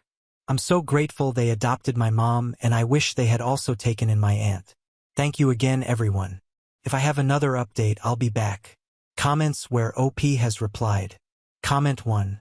She's still being taken advantage of. They will ask for more money. It's always the same story. The brothers get money and the one taking care of the elders is someone who has nothing to do with those swindlers. No, really. My mom knows what she is doing. She will give an amount of money if they agree to never ask her such a thing. The amount will be relatively small, around 3,000 euros, and she is ready to cut them off entirely if they ever mention anything again. It's not the ideal solution for me either, but I am glad my mother met Maria and I want her to be safe. The reason I came here on Reddit in the first place was the fact that I didn't want my mom to get hurt. Now I know she understands what types of people her bio brothers are, so I'm okay with whatever decision she makes. Comment 2. Do you trust the uncles to actually use the money for grandma's care? I feel like they might just pocket it and claim your mom didn't help. OP. I do not trust them, but neither me nor my mother really care if they will actually help their bio grandma. My mom has already spoken with Maria and her sister, and they are aware of her next move. She wants to give the money to help those poor wives taking care of their mother-in-law who made their life a living hell. I am so happy my mother knows everything about her bio brothers. That was my concern in the first place. Comment 3. Why are you still inviting them to your wedding? How will that avoid drama? OP. Well, my wedding is in less than a month. They are already invited. If I take back the invitation, they will for sure become offensive at the very least. I genuinely want their wives there, especially after learning the truth about their lives and their opinions in the situation. And my cousins, some of cousins are relatively young and still attached to their fathers. So there is a good chance they will be offended for uninviting their fathers. So we decided to keep them invited to avoid all these things. My mom plans to talk to them about the money, etc. after the wedding. We have a lot to organize till then anyway. But if they pressure more for an answer earlier, there is a good chance they will not attend. Update 2. Hey everyone. First of all, thank you so much for all the comments and messages. I've been so busy with wedding preparations that I couldn't respond to everyone, but I really appreciate the support. I figured it was time for an update on how everything unfolded. During the wedding planning, things were relatively quiet. I grew even closer to my cousins, my Aunt Maria, and my bio aunt who came back to Greece for 10 days. I learned some truly heartbreaking things about what the women in this family have endured. After everything, my parents decided to fully support the women however they could and to cut off my mom's bio brothers entirely. The wedding happened last Saturday and it was absolutely perfect. No drama, just happiness. I could make a whole post about it, but it feels unrelated. Haha. Then, in the past 10 days, everything exploded. 2 days after the wedding, Maria told my bio uncle that she was divorcing him. Thankfully, we had postponed our honeymoon until the summer, so I was here to support her. She moved into my mom's house and things escalated fast. My bio uncle lost it. He showed up at my parents' house, yelling and cursing. My dad was completely shocked, but immediately kicked him out. Since then, both of my mom's bio brothers have been pushing her not to get involved and to stop putting ideas into Maria's head. But thankfully, Maria's kids are fully on her side. They confronted their father, told him off, and are now helping their mother find a place to stay and supporting her financially. That set off a whole new domino effect. My bio aunt, the one who lives abroad, also confronted her brothers. Up until now, she had kept things relatively civil, but after seeing what happened to Maria, she decided she was done. What we didn't know until recently was that her brothers had been manipulating her, too. They told her that if she left Greece and didn't stay to take care of their mother, she would lose any claim to her inheritance. Now that the truth is out, she's taking them to court to get what's rightfully hers. On top of that, her husband, who is honestly an amazing man, had also lent money to my bio uncles years ago. But unlike the rest of us, he was smart enough to structure it as a business loan, and now he's suing them to get it back. The final straw for all of us was finding out about the bio brothers scheme. Maria told us everything. They had been bitter for years about how financially stable my mom is, thanks to her adoptive parents and the fact that my dad is also well off. They resented that she had a good life while they were constantly struggling due to their own bad decisions. Their plan to manipulate her into giving them money, using their mother as an excuse. When my mom hesitated about whether she even wanted to contribute to her bio mother's care, they lost it. They started talking behind her back, saying things like, "She'll see what happens to her. She acts like she's rich, but won't even take care of her own mother." After that, my mom was completely done. Now bio-grandma is still living in one of my bio-uncle's homes, but his wife has now refused to take care of her. She told them either they put her in a nursing home or the other brother, who now lives alone, can take her in. I have no idea how that will play out, but honestly I don't really care. This Saturday they've scheduled a final meeting with all the siblings and their spouses to settle things once and for all. Maybe I should have waited until after that to post an update, but I was scrolling through Reddit today and figured some of you might want to know what's been happening. As for me, I'm relieved about how things turned out. I'm so glad my mom never had to give them a cent. And honestly, I owe that to Maria reaching her breaking point. When she overheard them talking about how much money we wasted on the wedding and how they could find a way to get their share, she told my mom everything. That was the moment my mom fully let go of any guilt. I'm also happy that we're cutting ties because I never felt comfortable around them. I never felt any warmth or real connection. That being said, I've caught my mom crying or sitting in silence, clearly deep in thought. She hasn't talked about how much this has hurt her, but I know she's grieving the idea of the family she hoped to have. She spent years trying to get to know them and build some sort of bond, only to realize that it was never real. Still, at least she now knows the truth and won't have toxic, manipulative people in her life. What I am grateful for is the genuine family connections that have come out of this mess. My dad's family is small, and since we lived outside of Canada, I never had much of a connection there. My mom only had her adoptive parents in the US, so I never really experienced what it was like to be part of a big family. Now, for the first time, I feel like I have people I can truly trust and love without second-guessing their intentions. I am nervous about the meeting on Saturday, mostly because of my cousin. He's been through so much with his father, and I feel like he's going to unleash all his anger in that room. I love him so much, and I know he feels like he's finally found real family in us. He also recently came out to his mother, Maria, but he hasn't told his father yet. Maria had no idea. When he told her, she broke down crying, hugged him, and apologized for not creating a safe enough space for him to open up sooner. He had to live a hidden life because of his father's toxic beliefs, and it breaks my heart. Maria also carries a lot of guilt. She never worked independently. She helped in her husband's businesses, but he always controlled the finances. She never felt strong enough to leave. Even though she endured so much mistreatment, likely infidelity, and was constantly belittled by both her husband and bio-grandma. She thought staying was the best way to protect her kids from poverty, which in Greece can be brutal, especially for single mothers. But now she realizes that by staying, she also made her son feel like he had to hide who he was. There's so much more I could say, but I recently found out that my story has been shared in different videos online. My husband came across it, and for that reason, I don't want to expose any more personal details about my family unless they choose to share their stories themselves. One last thing, I want to say thank you to everyone who commented. My mom keeps coming back to the post and reading stories from other adopts. She cries every time, but in a way it's helping her heal. She sends you all her love. Maybe I'll update again after the meeting. One final question for you all. After everything I've learned, I now know that bio-grandma is and always has been a truly awful person. I wouldn't be surprised if she had some kind of undiagnosed psychiatric condition. But at this point, it doesn't really matter. Even after all the horrible things she's done, even knowing she said things like, "Look at her, that dumb L-looking face. Good thing I didn't keep her. At least she didn't eat our food for free." I still sometimes feel sorry for her. She's now completely alone. Her grandkids don't visit because she was cruel, even violent to their mothers. Her sons don't care. The only person stuck with her is her daughter-in-law, who's only tolerating her because there's no other choice. I know she deserves it. I know karma caught up with her.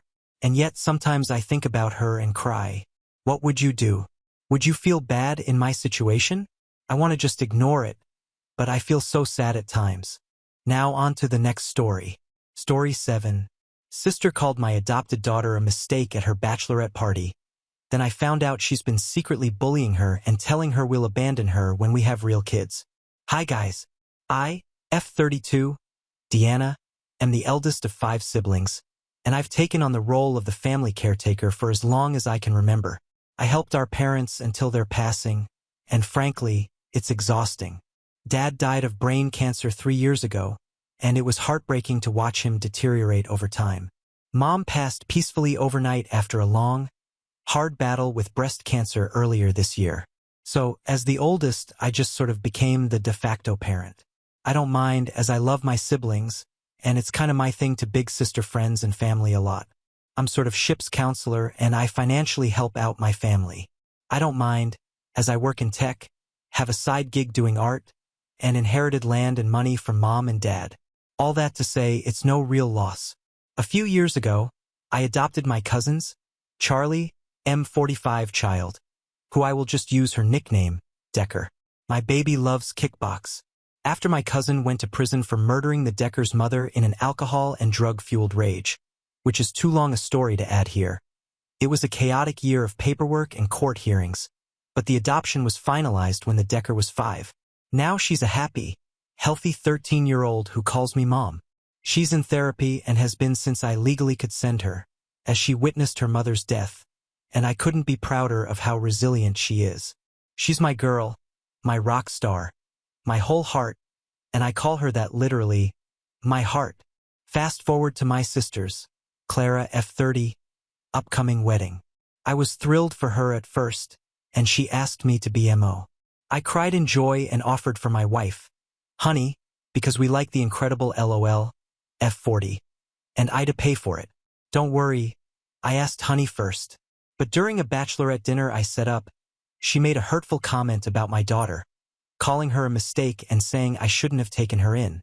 I stared at her and asked her what she meant, and she said it wasn't like I was supposed to even have kids, as I am married to another woman. Then said no hey or anything and laughed. But then she doubled down that Decker is likely damaged in a handful. Guys, Decker is the sweetest child alive. I mean, she is a teen, so yeah, sometimes she can get challenging or rebellious here or there. But when I say she is my whole heart, I mean it. She made us a family and made our house a home. She smiles easy, cries openly, and has the emotional intelligence I wish I had myself. She always asks, "How are you doing?" And she really means it, willing to listen to people. But she's a damaged mistake. I felt like a character in a dark, twisted episode of a sci-fi show defending my choice to adopt. Felt like fighting the Borg, like I just wouldn't assimilate. I didn't laugh it off with my sister and her friends. I just stared at her in pure disbelief. I think she knew I was hurt because she quickly changed the subject. I said I better get home, paid for everything and 3 more rounds, and went home to my family. My sister came over the next day to yell at me for leaving and cutting them off after the 3 rounds I paid for. She said I owe her a do-over for ruining the whole weekend because I can't take a joke. Honey, who I of course told what happened, asked my sister to repeat exactly what she said about our daughter. My sister refused and kept calling Decker Charlie's child, and I just was holding back so many tears. I told my sister that I wouldn't be contributing a dime to her wedding expenses, that I won't stop helping her pay her rent up until she moves in with her husband, but I won't be in or pay for the wedding of a person who sees my child as a mistake. Honestly, I was ready to go full-on Jedi and sever that connection, but Honey helped me temper myself. My sister lost it, threw the can of soda water we gave her at me, screamed, "How am I supposed to pay for this?" And I said, "You have over a year. You can save up." So left, shoving Honey out of the way in the process, and blew up our sibling group chat. My other siblings are split. Some think I'm overreacting with cutting off funds for the wedding, while others agree that my sister crossed a line and needed the wake-up call. Now I feel bad for my sister. I do love her, and she is distressed by this, but I can't shake the feeling that standing up for my daughter is more important. Aita for refusing to pay for her wedding after that. Edit I've been working on my work project at a local brewery, and I've been silently sobbing in reading the comments. Also, wow, so many comments. I was trying to reply to everyone, but I honestly ran out of steam. I sent this post to my wife and also just bracing myself to talk to Decker tonight. We want to ask her if her aunt has done or said anything cruel to her about her. I am wishing hard that she's just confused by our questions and remain oblivious of this shitstorm. I love my heart. I want her to always remain the bright, fun-loving, encouraging person she is. I don't want her to know anything about what her aunt has said. I texted my sister if she meant this, If she really sees me, my wife, and our daughter that way, or was she just drunk and stupid and doubled down in embarrassment? That said, I don't want her near Decker anytime soon. I feel so lost.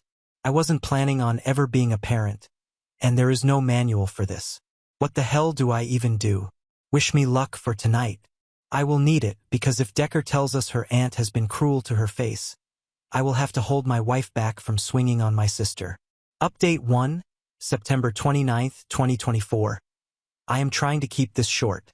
Honey and I took Decker out to the local Oktoberfest celebrations. She had a blast, did crafts, danced to music, had beer, it was root beer in a pint glass, and generally had a great time. On the ride home, my wife broached the long-awaited topic. We asked her how she felt about Grandma's passing, then went into how everyone handles things differently. We asked if Mama, me, or Mommy, Honey, ever was hurtful, and she named a couple moments we've been snappy or wouldn't let her do things like a party at 2 a.m. But no, nothing else. We asked about Clara, and she got quiet. Honey just looked at me, but I was driving, so I just said, "You can tell us anything, goober. You know that?" And she climbed up. I got my girls home and hugged my heart/Decker and went to the den. About 2 hours later, my wife came downstairs to me and said Decker is in bed but not asleep and I should talk to her. I asked why, and she simply said that Decker is willing to talk about it. I went up. Decker was ready for bed in her PJs, reading. I just sat down on the side of the bed and asked her how she was. She just said, "Mom told you, huh?" I told her I didn't know anything. And Decker then said that Clara makes her uncomfortable and said hurtful things when my wife and I weren't around. Clara would call her the lost puppy or the stray. And once Decker remembers her to have told her to her face, "You're not real family," and that once Honey and I get a real child, we will dump her. I can't explain the rage. The absolute complete red I saw as my daughter broke down telling me that she behaves so well and is so obsessed with grades so she can prove she is worth loving, worth keeping. After calling my wife, we sat her down and told her that she is the best thing that ever happened to us and that even if we do have more children, she is our firstborn and our love. I cried and held her, telling her she was my whole heart and that nothing will ever change that. She saved us, and I am so proud of her and us and all we've grown to become. I can't ever stop loving her. Neither can her mom. We love her more than air. That will never change. Then I explained that Annie was wrong for this. Auntie is jealous of her, jealous of how much we love her. Auntie needs help, but we can't give that help, so she won't be around for a while. Decker asked us to stop talking to her like a child, so I was blunt. She's my sister and I love her. You're my daughter and I love you more. I told her my sister was wrong and hateful. I'm sorry that she didn't feel she could come to her mom or I, but she can every time, anytime. We will choose her, always. Decker asked me if it's her fault I hate Clara, and I just told her hate is a choice and I don't hate Clara. I do love her, but sometimes loving a person means you correct them. Actions have consequences. My daughter got quiet and handed me her phone, and Clara had been texting her awful things since she left my home. I can't even type them because I want to throw things, but it's when I read my sister texting my teenage daughter, "Go tell your so-called mom like a snitch and prove me right." I took a screenshot and texted it to myself. Decker fell asleep around midnight, and my wife and I went to bed. I texted my sister the screenshot and said, "You come into my home as my sister and treat my child like this? No. Mom and Dad would be ashamed of you. This is not how you treat any child, let alone your own niece. I have loved you since as long as I can remember. I know you were not raised to treat children so terribly, but as of now, you are not accepted in my home. You will not speak to or contact me, my wife, or my child. I will give you the money for October, Clara, but November on, that's your responsibility. I am no longer going to help. I'm sorry. This breaks my heart, but you crossed a serious and unforgivable line. Decker is my daughter. I am her mom. Do not doubt me here. And I want to be clear. If you ever come sideways at my family again or contact my daughter at all, I will take legal recourse. From today on, we are low contact. If you try to make this into a bigger issue, it will be no contact. If you don't understand, here are resources to help spell it out. I love you. D. Update 2, October 2nd, 2024. I kept my promise to my wife to wait before reacting. She knows me best and knew I was prepared to go nuclear. Turns out I needn't have bothered. Let me clear up a couple of small details and misconceptions I've read. 1. I am the eldest of the siblings. Mom and Dad have been sick for years, on and off. So to those who think I've just started taking over as some weird power trip or something, no. I've managed their finances, maintained their properties, and taken care of all their affairs before either of them passed. Dad simply wasn't mentally able after a while, and Mom never had a head for that sort of thing. 2. Yes, I was mostly left in charge of my siblings growing up. Both my parents had businesses and worked often 7-day weeks. I cooked dinner and helped with homework and whatnot. I'm aware that's not very normal, and I already know some of you will call my parents terrible for this, but they simply didn't know better. I won't hate them for any of it, and as much as it caused me some negative effects, it also made my siblings feel safe. I'm proud of being able to protect them and be there for them when they were young so they didn't feel how I felt. And yes, I am also in therapy. 3. I was the sole caretaker of my parents when they passed. The reasons are complicated, but the short of it is Dad got verbally abusive towards the end, and Mom got severely depressed and blunt. They were a challenge to deal with on the best of days. I hold no ill will towards them, but there it is. My siblings didn't want to be around them. Dad was hurt and changed his will. Mom followed suit. 4. For those telling me I am rewarding Clara by paying for literally this month, and that I'm not a real mom or a bad mom by loving my daughter's tormentor. I'm envious your world is so black and white. Rent is literally due today, and the money was already transferred to her via auto banking. And Clara isn't getting rewarded. She is remaining housed. But from now on, she's on her own. 5. Clara and I used to be pretty close, but she did get distant around the time Decker was adopted. I didn't know exactly why, just that the new dynamic was a challenge for her. I know she hates Charlie and considers him evil and irredeemable. She had a really hard time losing our cousin-in-law, Decker's biological mother, as they were very close. So I assume her issues stem from this. 6. I inherited the majority of everything, though my siblings got sizable sums. 3 got all but one of the businesses my parents owned, and everyone got trusts. Clara spiraled after Mom passed and had a mental health crisis before we got her help. She traveled, drank, and gambled away her entire inheritance. Long story for another time. I didn't have a moment to cool down and wait until today to give myself a chance to make a level-headed decision regarding my sister. Clara has spun the tale that I am jealous she found a loving man and am withholding Mom and Dad's money from her. She gave the perception that I was the one abusing Decker, putting her down and telling her she isn't my real daughter. That shut down when I sent my text a couple days ago. Yesterday, Clara was on my doorstep. She was crying and begging for me to let her in, but my wife and her friends were inside, and I made it clear I don't want her near my family as she emotionally abused my daughter and physically harmed my wife. I told her to leave or I would call the police to have her removed. I was going to call the police anyway because I told her never to come to our home again, and there she was. There's a reason I said this in text, so I could, in an event like this, show them clear as day that she would know she is not welcome.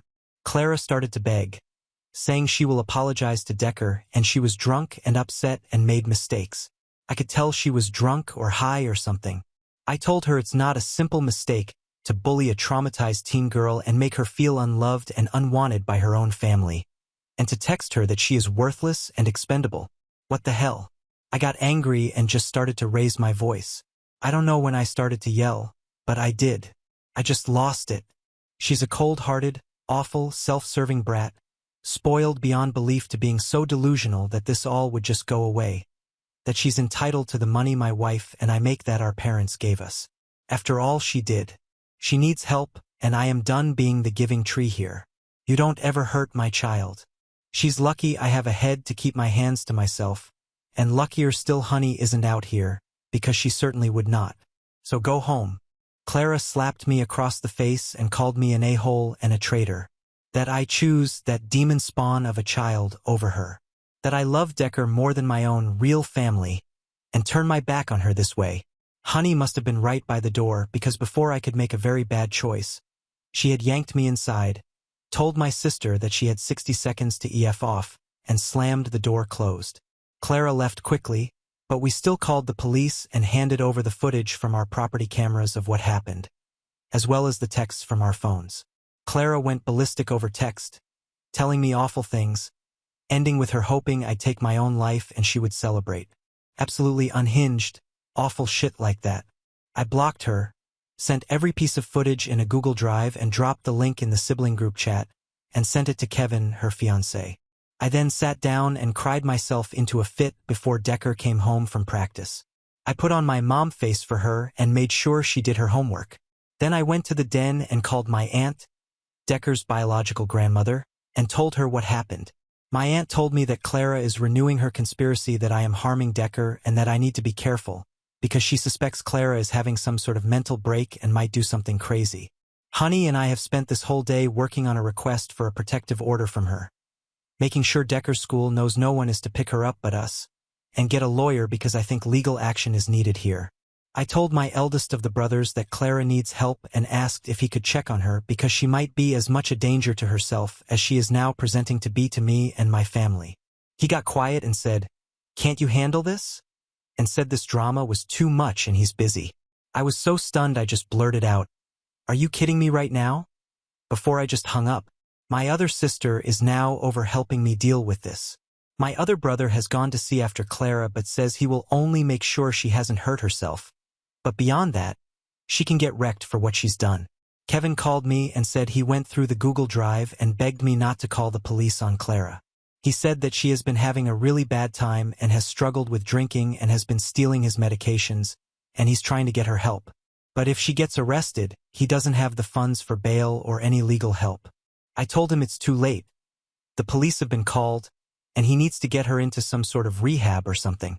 He asked for our help to pay for a facility he was thinking of, and I told him to keep her away from me and my family.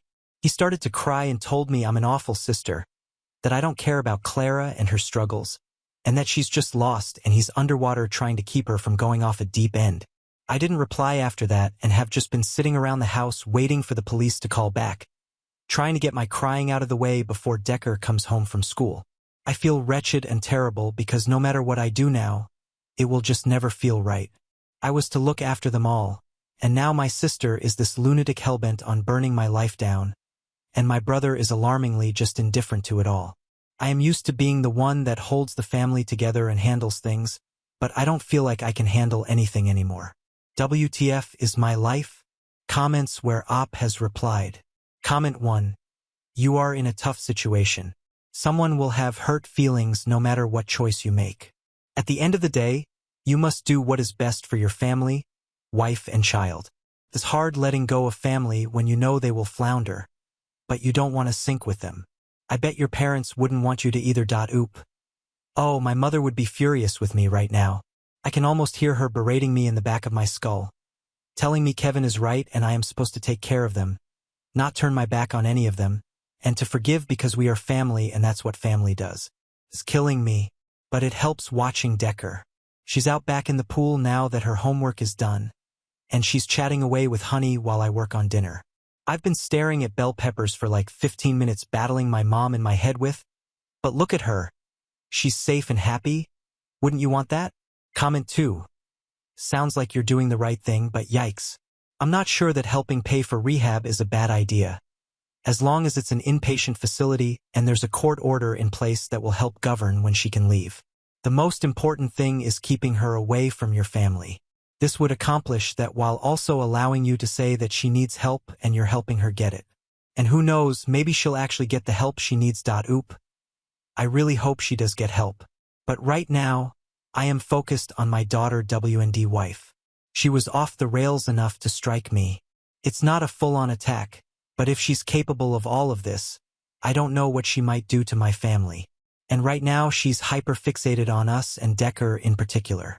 She has my other siblings and her fiancé, so I will let them handle this for now. I am more concerned for the safety of my home. I know that sounds terrible, and maybe I am, but I just don't have the extra space in my mind to deal with this. Now on to the next story. Story 8. Planned a birthday trip for my daughter, but my ex refused to come unless I invited a stepdaughter. Turns out he was just trying to compete with his stepdaughter's real dad. Hello everyone.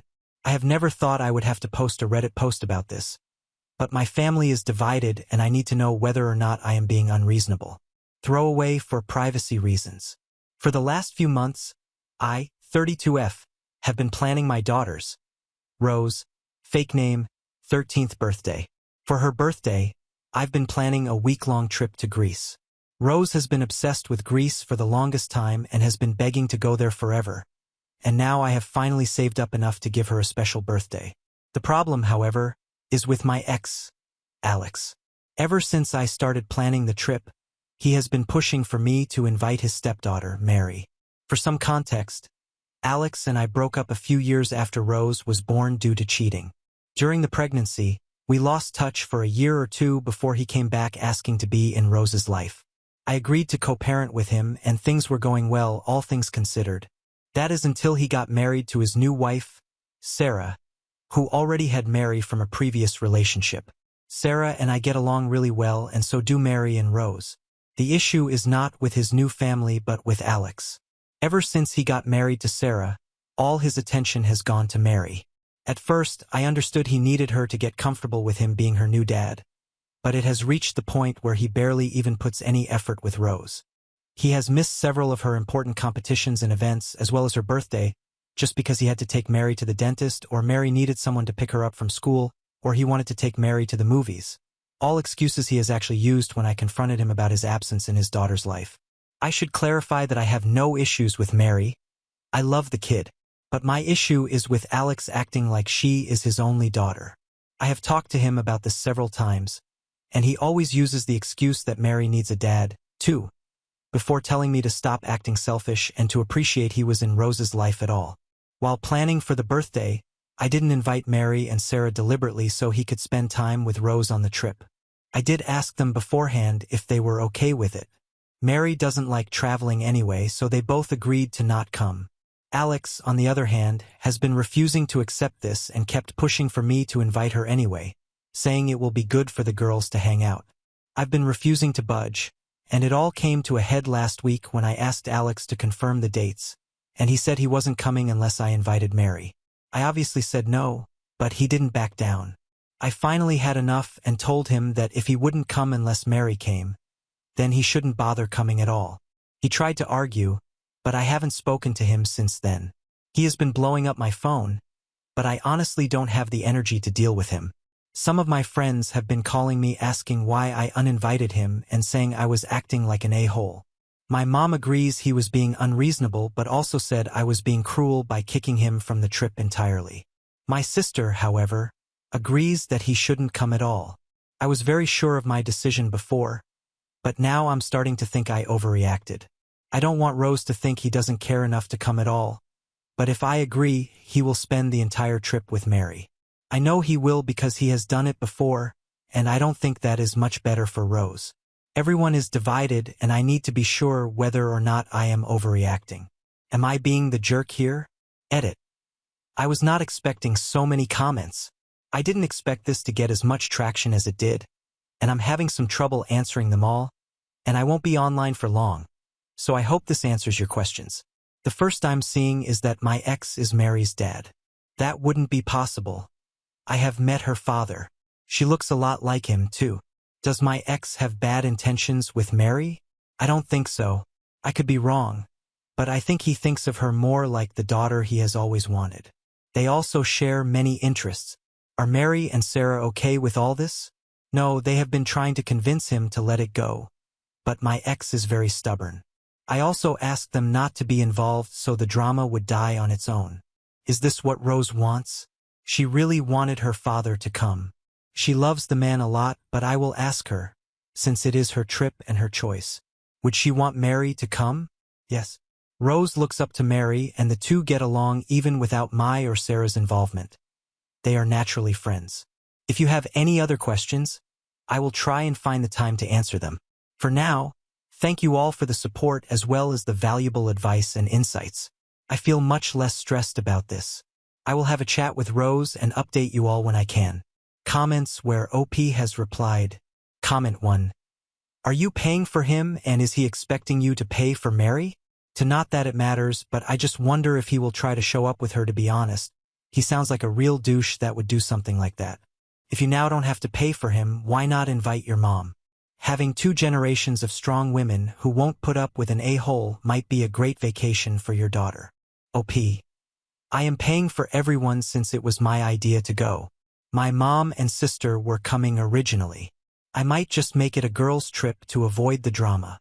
Why is OP's ex/Rose's father going on the trip? OP. He had a few of her birthdays prior to this. I wanted to make it up to her. He is also her father, and it seemed unnecessary to exclude him. My mom and sister are coming as well, so it wasn't going to be just us 3. Comment 2. I 100% agree with you. This trip is about his daughter, not his stepdaughter. Ignore everyone else. He's made you and Rose very aware of where she stands. I'd send him a message, then block him tbh. Please stop getting other people involved. This trip is for your daughter, and the fact that you are yet again and putting someone else above her is crazy. You are extremely selfish, and she will remember this for years to come. Now she is 13. I will leave it up to Rose whether she wants any contact with you going forward. OP. I might actually use this because I don't have the energy to articulate myself and even bother arguing with him. Thank you. Update. December 5th, 2024. Hello again. Reddit. I wasn't planning on updating, but since we're heading to Greece tomorrow, Rose asked me to share an update for those who are interested. Here it is. I hope those curious about how things turned out are able to see this. A lot has happened since my last post, so I'll try my best to explain everything clearly. This might be long, so I'll start with a summary for anyone who doesn't want to read the full story. Sarah found out about Alex's cheating in our previous relationship, and after he hit her, they're getting a divorce. Mary and Sarah will be joining us on the birthday trip. I'm filing for a legal custody agreement and child support. Alex's insistence on bringing Mary to Greece was so he could one-up Sarah's ex-husband. Now for those who want the full details. After my last post, I called Rose's therapist for advice on how to approach the situation. Following his advice, I sat down with Rose, explained everything, and even showed her the post.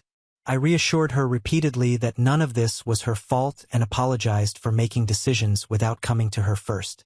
I told her to take her time processing everything and let her know I was ready to listen whenever she was. I am glad I did so because a few days later, Rose came to me with her thoughts. Giving her time to reflect really helped her articulate herself and think everything through. She decided not to invite her dad on the trip but was against cutting him off completely. While I initially disagreed, I respected her decision and didn't push the matter. We discussed a lot of other things, but I'd prefer to keep those private. I also suggested family therapy, which she agreed to, and I've booked sessions for next year. She will still be going to individual therapy, and so will I. I hope that it will help us communicate better and also help me with making better decisions in the future as her mom. By the end of our talk, we shared a much-needed cry, which I admit I initiated, hugs, and then watched Mamma Mia. Now on to the drama. I reached out to Sarah and invited her over to talk about Alex. I showed her the post, including the comments concerned about Alex's relationship with Mary. While I didn't share those concerns, I wanted Sarah to decide for herself. As she read the post, she got to the part where I mentioned Alex's cheating. She was confused and asked what I meant. I explained how during my pregnancy, I discovered texts and pictures from other women on Alex's phone. When confronted, he admitted to cheating because he wasn't ready to be a dad. That was why we broke up, and he disappeared for a while before returning to be part of Rose's life. Sarah was furious. According to her, Alex had told her I cheated on him, and that's why he wasn't involved in Rose's early years. According to him, it was because he wasn't sure if she was his. Hearing this, I was livid. I've never been with anyone other than my ex, romantically or otherwise. Between raising her and building a career, I never had the time. Alex's lie didn't even serve a purpose since Sarah and I had always gotten along.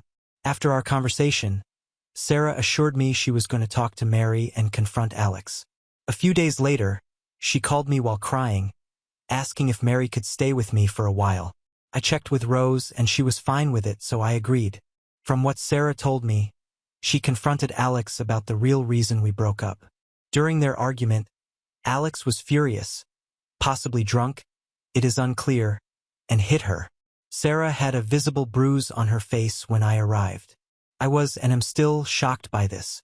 Alex had never been violent during our relationship and never even showed any signs of being violent.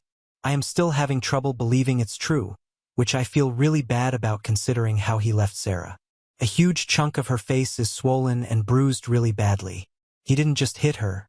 He punched her really hard. She said she thought he knocked her out. Sarah doesn't have family nearby, and Mary's father is away due to his job as a pilot. So Mary has been staying with us while Sarah handles the situation. After hearing about what happened, Rose invited both Mary and Sarah on the trip, which is incredibly kind of her. My sister canceled anyway since she couldn't secure a sitter and didn't want to travel with the baby yet until she is older. So it will be me, Rose, Sarah, Mary, and my mom. It was the same amount of people who were coming originally, so I didn't have to make new accommodations for them. As far as I know, Sarah hasn't made a report or anything yet, so Alex hasn't been arrested. As for why Alex wanted Mary to join the trip, his mom unintentionally told me everything about a week ago. She called asking to see Rose before we left for the trip. I wasn't really keen on the idea, but I agreed as long as Alex wasn't there. During our visit, she rambled on about how Sarah's family made Alex feel unappreciated, how Mary didn't call him dad, and how Sarah's ex-husband was always showing him up, basically going on a rant about her poor son who everyone is against these days. You heard that right, folks. This idiot was doing all this not because he cared about either of the girls, but he wanted to be better than Sarah's ex. I am honestly still freaking pissed when writing this. He ruined his relationship with our daughter and used Mary to make himself look better than Mary's dad. I don't want to believe that's the case and that I am misunderstanding, but it is something Alex can and has done before. I even talked to Sarah about it, and she agreed this might be the case. Although it is just a speculation based on what his mom has told me, it is the most likely case since Mary has denied him being inappropriate with her. I have cut off Alex, his mom, and told Rose we can revisit seeing him only after I have a legal custody agreement and child support. Both can take a long time, which I am grateful for. I am hoping it will give Rose some time to think more about her relationship with her dad. Sarah has filed for divorce, which I'm helping with. She and Mary have been through a lot. Thinking about how this whole thing started, it feels so silly. It's been a mess, but that's the update. Thank you to everyone who supported and advised me. Your insights were greatly appreciated. We're looking forward to our trip, and I'll be focusing on giving Rose the special birthday she deserves. Now on to the next story. Story 9. Toxic parents and sister canceled my 18th birthday behind my back, then kicked me out over dirty dishes.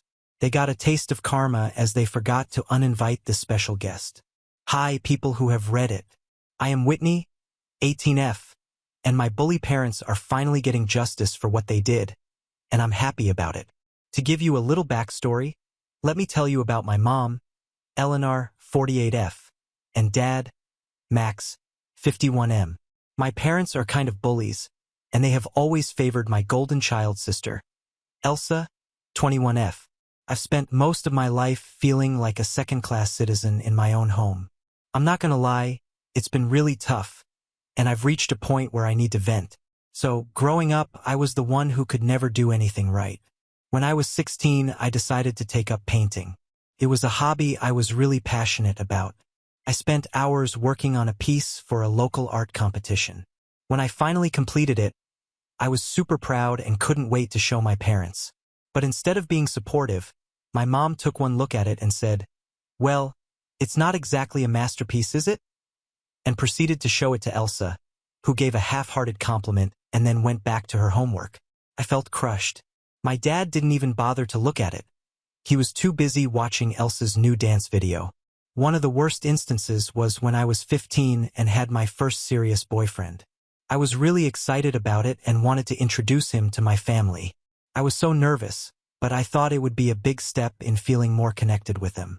Instead, my mom and dad barely acknowledged him. They just made snide comments about how he didn't seem like the type of guy they'd expect me to date. My mom even went so far as to make a joke about how he seemed like he was from the wrong side of the tracks. I was mortified.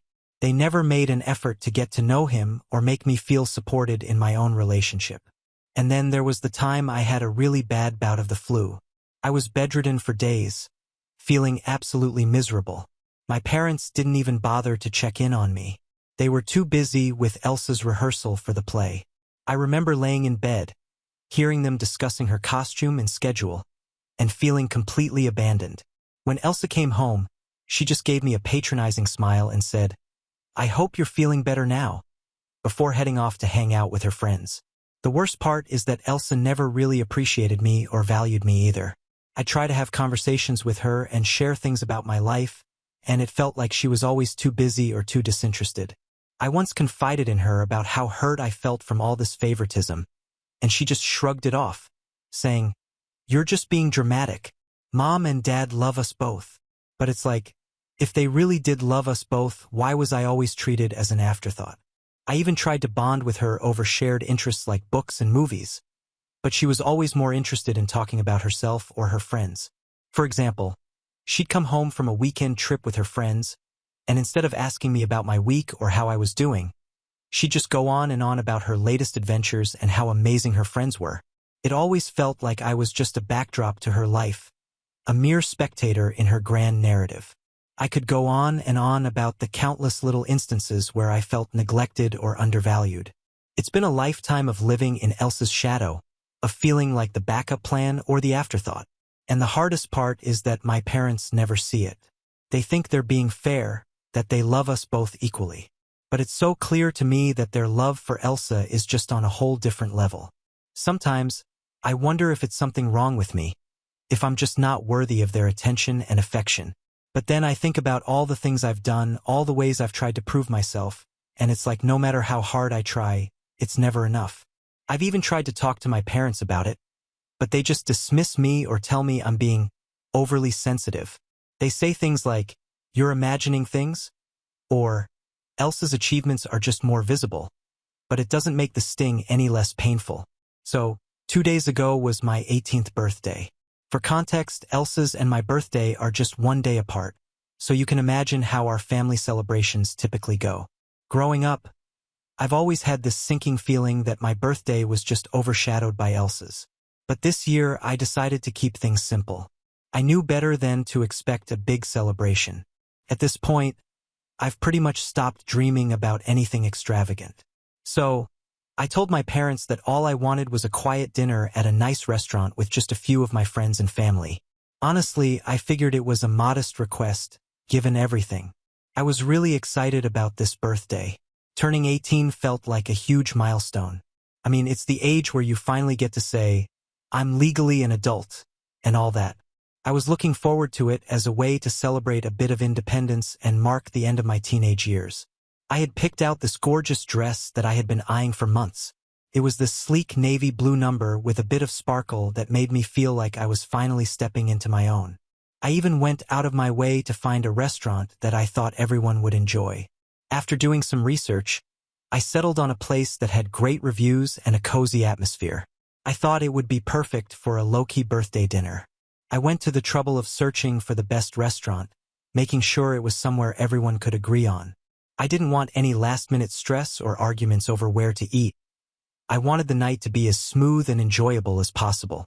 So, I found this cute little bistro that served a variety of dishes and had a good mix of vegetarian and non-vegetarian options. I even called ahead to make sure they had a table for us, just to be on the safe side. When I finally had everything planned out, I was really looking forward to the evening. I felt like I had done everything right and that this was going to be a special moment. I let my mom know about the restaurant and the time I thought would work best. I said I'd like to start the dinner around 7 p.m., and she agreed. She even said she'd make sure everyone would be there on time. I was so relieved that at least one part of this whole process seemed to be coming together smoothly. In the days leading up to my birthday, I was buzzing with excitement. I got everything ready. The dress, the shoes, and even a little bit of makeup. I wanted to feel good and look my best for the occasion. I was hoping that this year, despite the usual overshadowing, I could actually enjoy my birthday for once. It was a small personal celebration, but that's exactly what I wanted. No big parties, no extravagant decorations, just a nice, intimate dinner with people I care about. I thought this would be a chance for my family to show a little appreciation for me. 2. It felt like a reasonable expectation, given how little I had asked for. I reached the restaurant at 6:45 and waited outside for 15 minutes because I didn't want to go in early and seem too eager.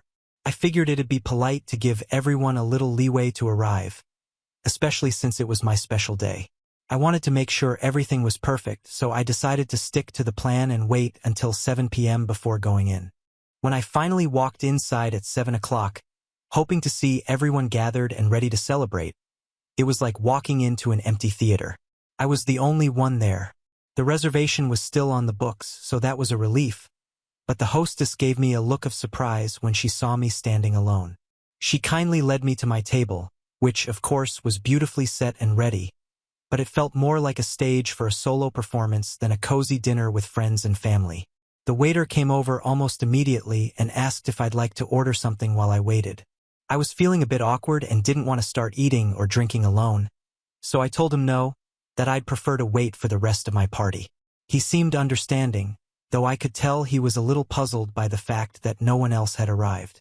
I hoped it was just a matter of a few minutes' delay, maybe some last-minute traffic or people running late.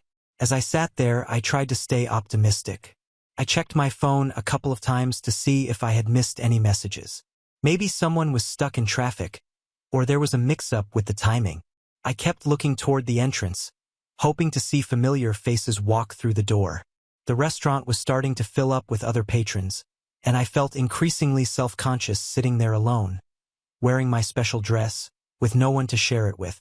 The minutes dragged on, and I was beginning to feel a knot in my stomach. My excitement from earlier in the day was starting to give way to a mix of anxiety and disappointment. I tried to keep my mind off it by scrolling through my phone or fiddling with my menu, but the reality was starting to sink in. It was past 7:15, and still no sign of anyone. At that point, I began to worry. I didn't want to make a scene or call anyone out, but I couldn't shake the feeling that something was seriously off. I tried to convince myself that maybe everyone was just running exceptionally late, but the minutes kept ticking by with no change. My hopes were dwindling, and I was feeling more and more isolated. By 7:30, I couldn't deny it any longer. It was clear that my family and friends hadn't shown up yet. I started to get a bit emotional, sitting there at my table, feeling like I was the only one who had shown up to their own birthday party. I began to think back on how I had made sure everything was arranged and planned, how I'd been excited and looking forward to this night, only to end up waiting alone. I kept telling myself to stay calm and composed, but it was getting harder with each passing minute. When no one showed up after 30 minutes, I started to get really anxious. I decided to call my parents, thinking maybe they were just running late. I called them repeatedly, but no one answered. My heart was racing, and I felt this sinking feeling in my stomach. I knew I needed to figure out what was going on, so I decided to call Elsa, hoping she might have some answers. She picked up on the second ring, and I tried to keep my voice calm, even though I was on the verge of panic. I asked her where everyone was, and she casually mentioned that she was at home. I was completely baffled. I asked her when she was planning to come to the restaurant, and that's when she dropped the bombshell. She said, "Oh, I forgot to tell you, but we had to cancel the party. Mom wasn't feeling well." I was in disbelief. I asked her why no one had told me about the cancellation. I thought maybe there was some sort of miscommunication or a mix-up. Elsa's response was shockingly nonchalant. She said, "I'm sorry. I guess I forgot to let you know." Felt like a punch to the gut. Here I was, dressed up, waiting at the restaurant, and they hadn't even bothered to give me a heads up. I tried to process what she was saying. I asked her if there was any chance they could still make it, if Mom was okay, or if there was some way to salvage the evening. But Elsa's response was cold and dismissive. She said, "I really have to go now," and then she just hung up on me. I was left sitting there, stunned and hurt. I tried to keep my composure, but it was really tough. I felt like I had put so much effort into planning this evening and had gotten nothing in return. I looked around the restaurant, trying to keep my tears at bay, and I could see families and groups of friends enjoying their meals.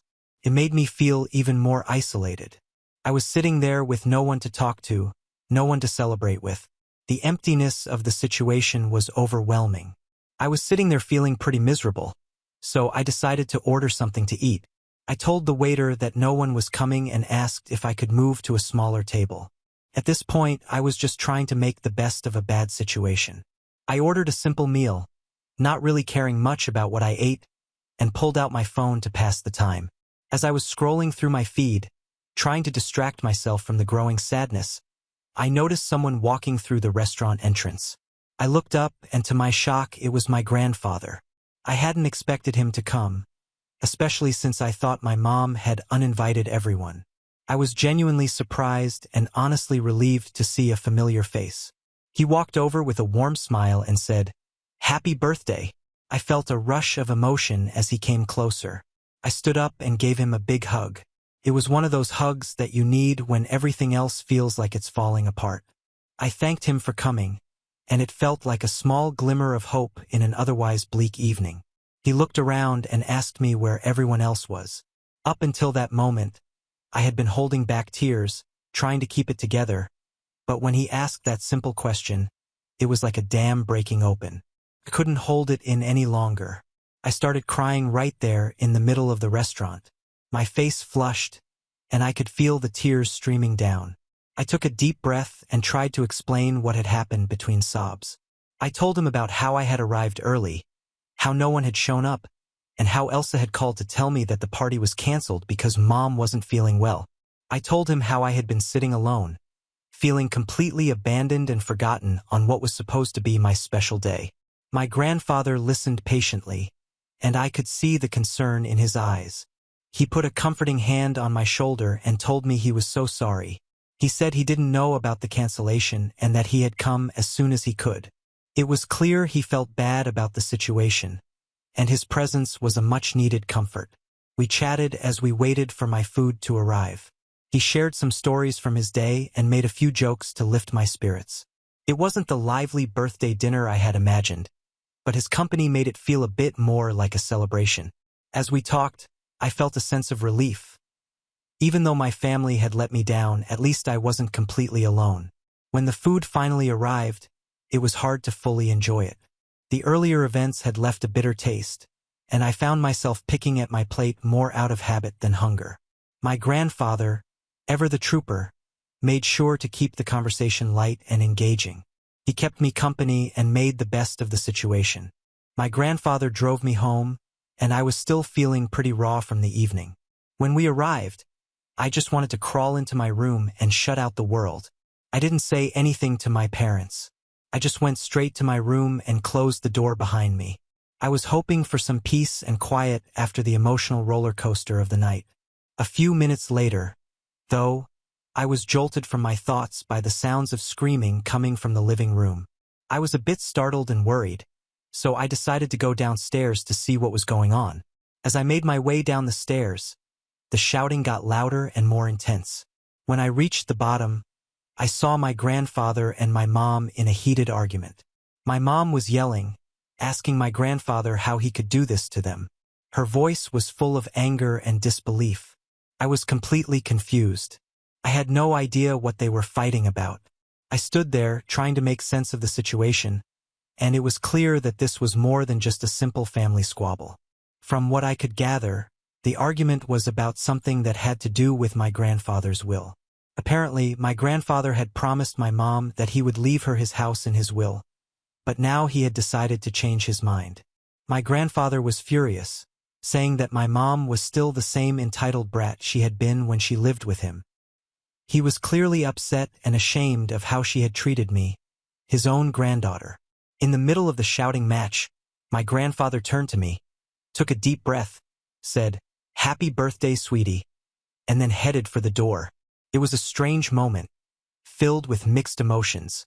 I felt a bit of comfort from his kind words, but the chaos that had unfolded was overwhelming. He left without another word, and I was left standing there, trying to process everything. Once he was gone, my mom turned to me with an intense look. She demanded to know what I had told him. I was caught off guard by the question, but I tried to stay calm.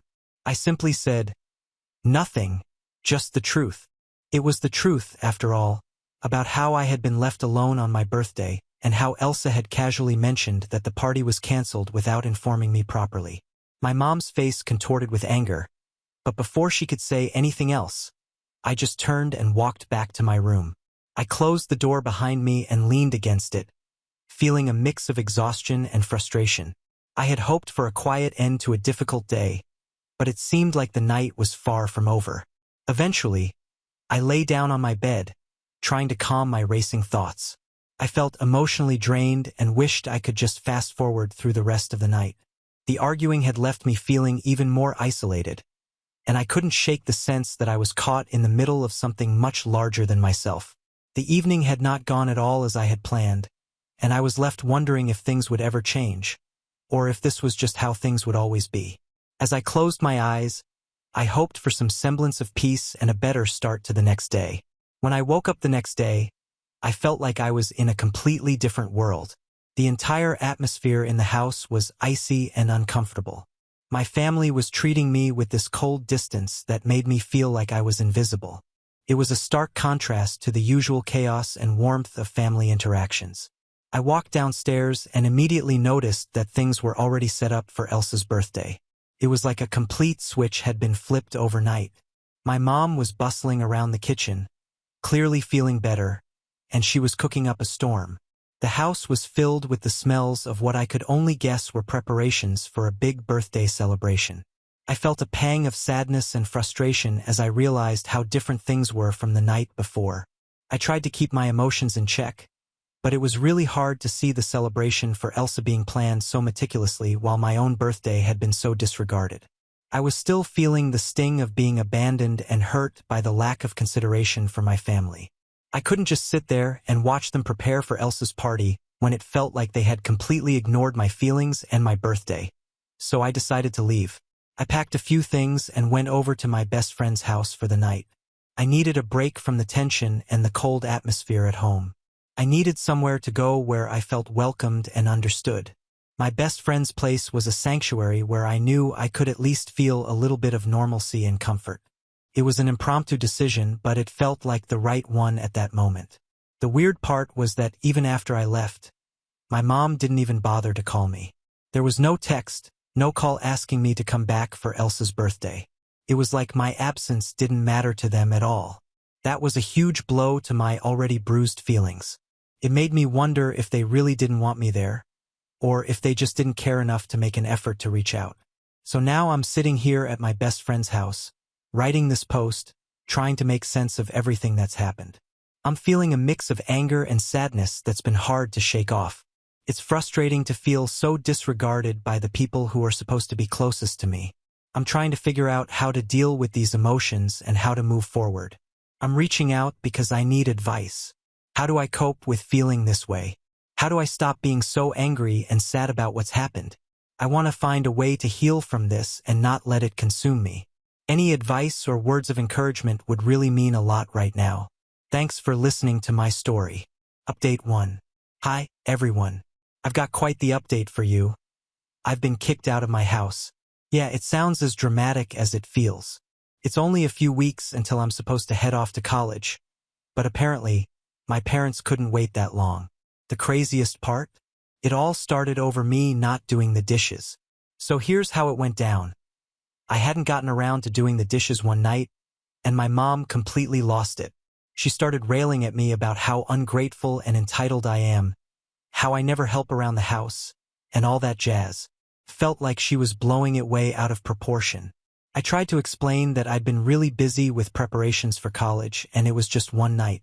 But instead of calming down, she just got angrier. Well, I lost my patience, too. I snapped back and told her exactly how I felt about the way they've treated me over the years, how I've always been the one overlooked, how my birthday was just another example of their disregard. I aired out everything I'd been bottling up for years, and once it was out, I couldn't hold back. I told her about the emotional distance, the favoritism toward Elsa, and how hurt I felt about everything. As you can imagine, that didn't go over well. Things got really heated.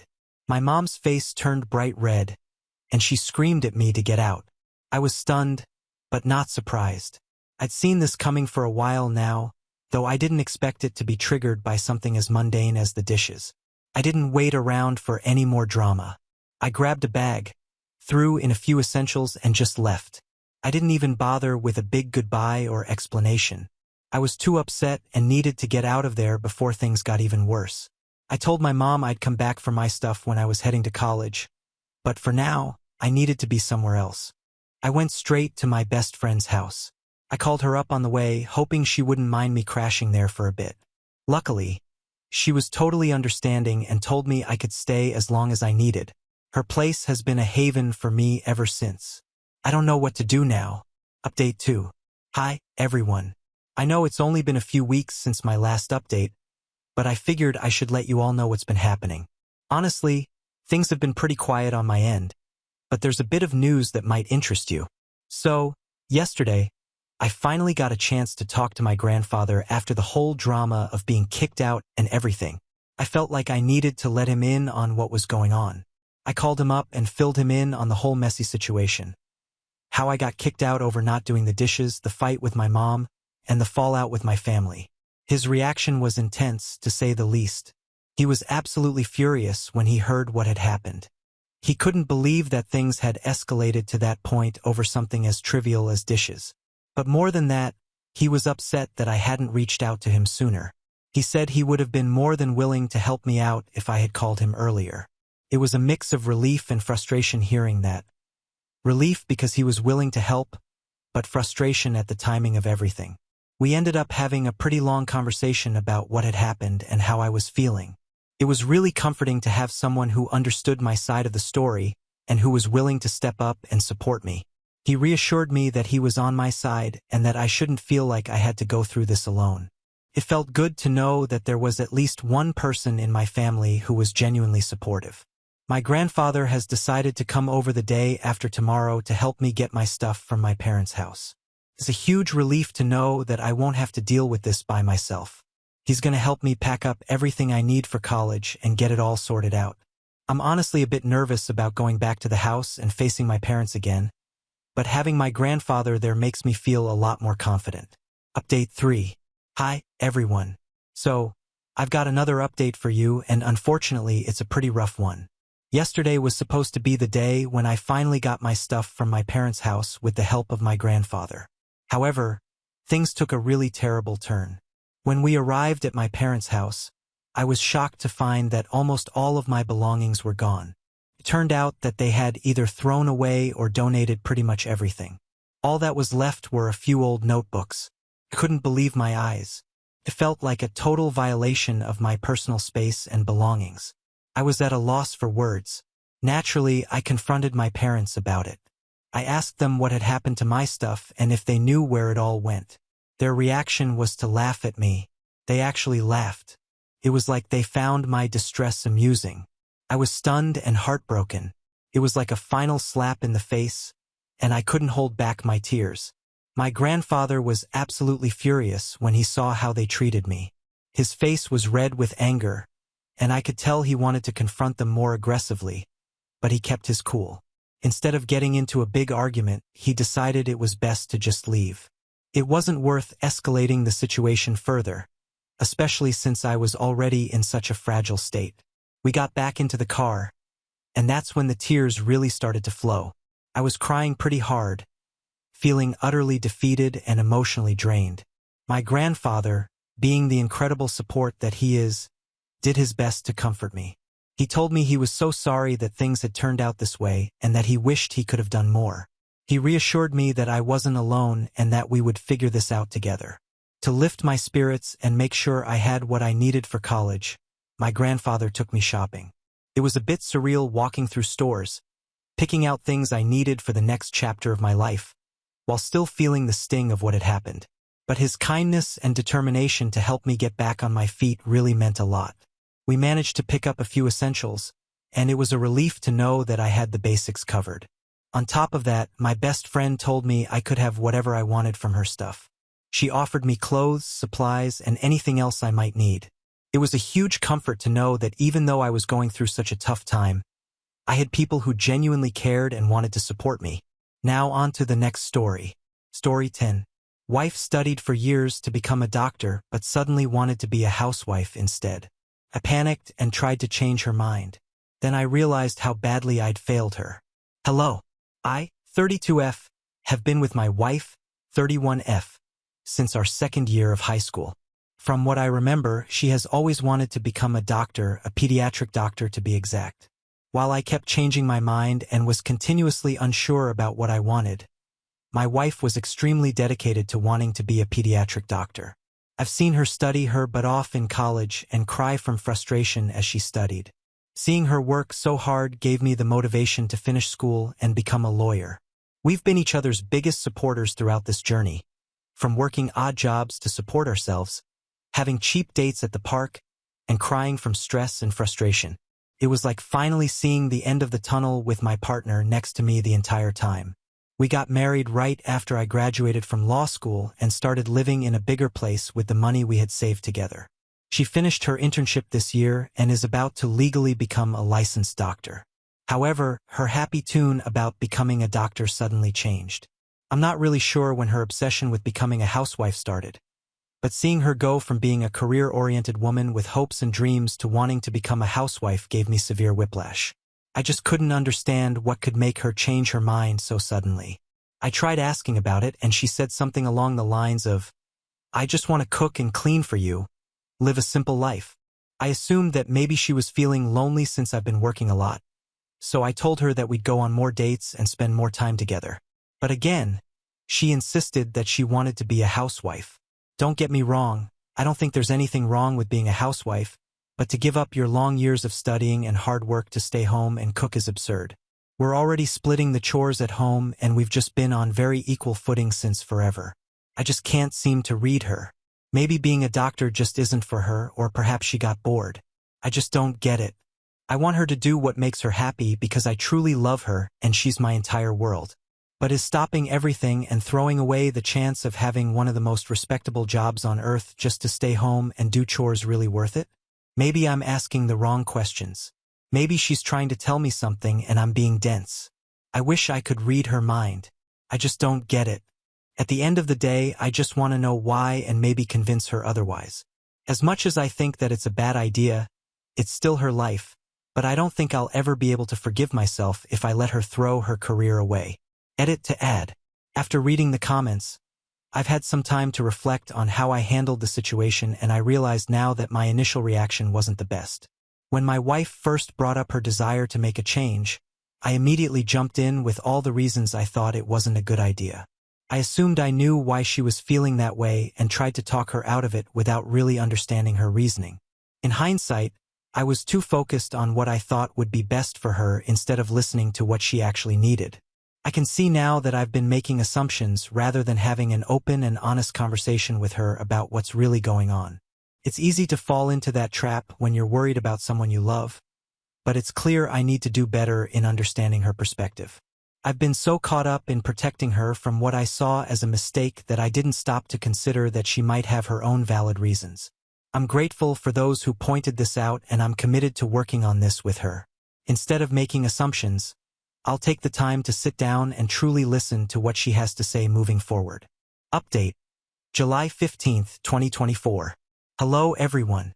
I realize that it's been quite some time since I've made this post and I apologize for updating you all so late. If I'm being honest, this post slipped my mind completely. My wife and I were going through our own healing journey and I simply wanted to focus on her. However, things are much better now and both my wife and I are content with our lives. Here's a proper and pretty lengthy update for the ones who were curious about how my wife and I were holding up. Now, for one, she's working to finish her residency. I'm so incredibly proud of her for pushing through even with all the odds against her. She's incredibly hardworking and I'll always be there for her. Through the past few months, I had to revisit a lot of areas within our relationship. For one, the status of our relationship was worse than I imagined. There were major life events in her life that I would have never known about if I hadn't broken the growing wall between us. My wife has always been a hard worker and because simple encouragement always seemed to be enough to boost her morale, I assumed that this was still the case. I was terribly wrong.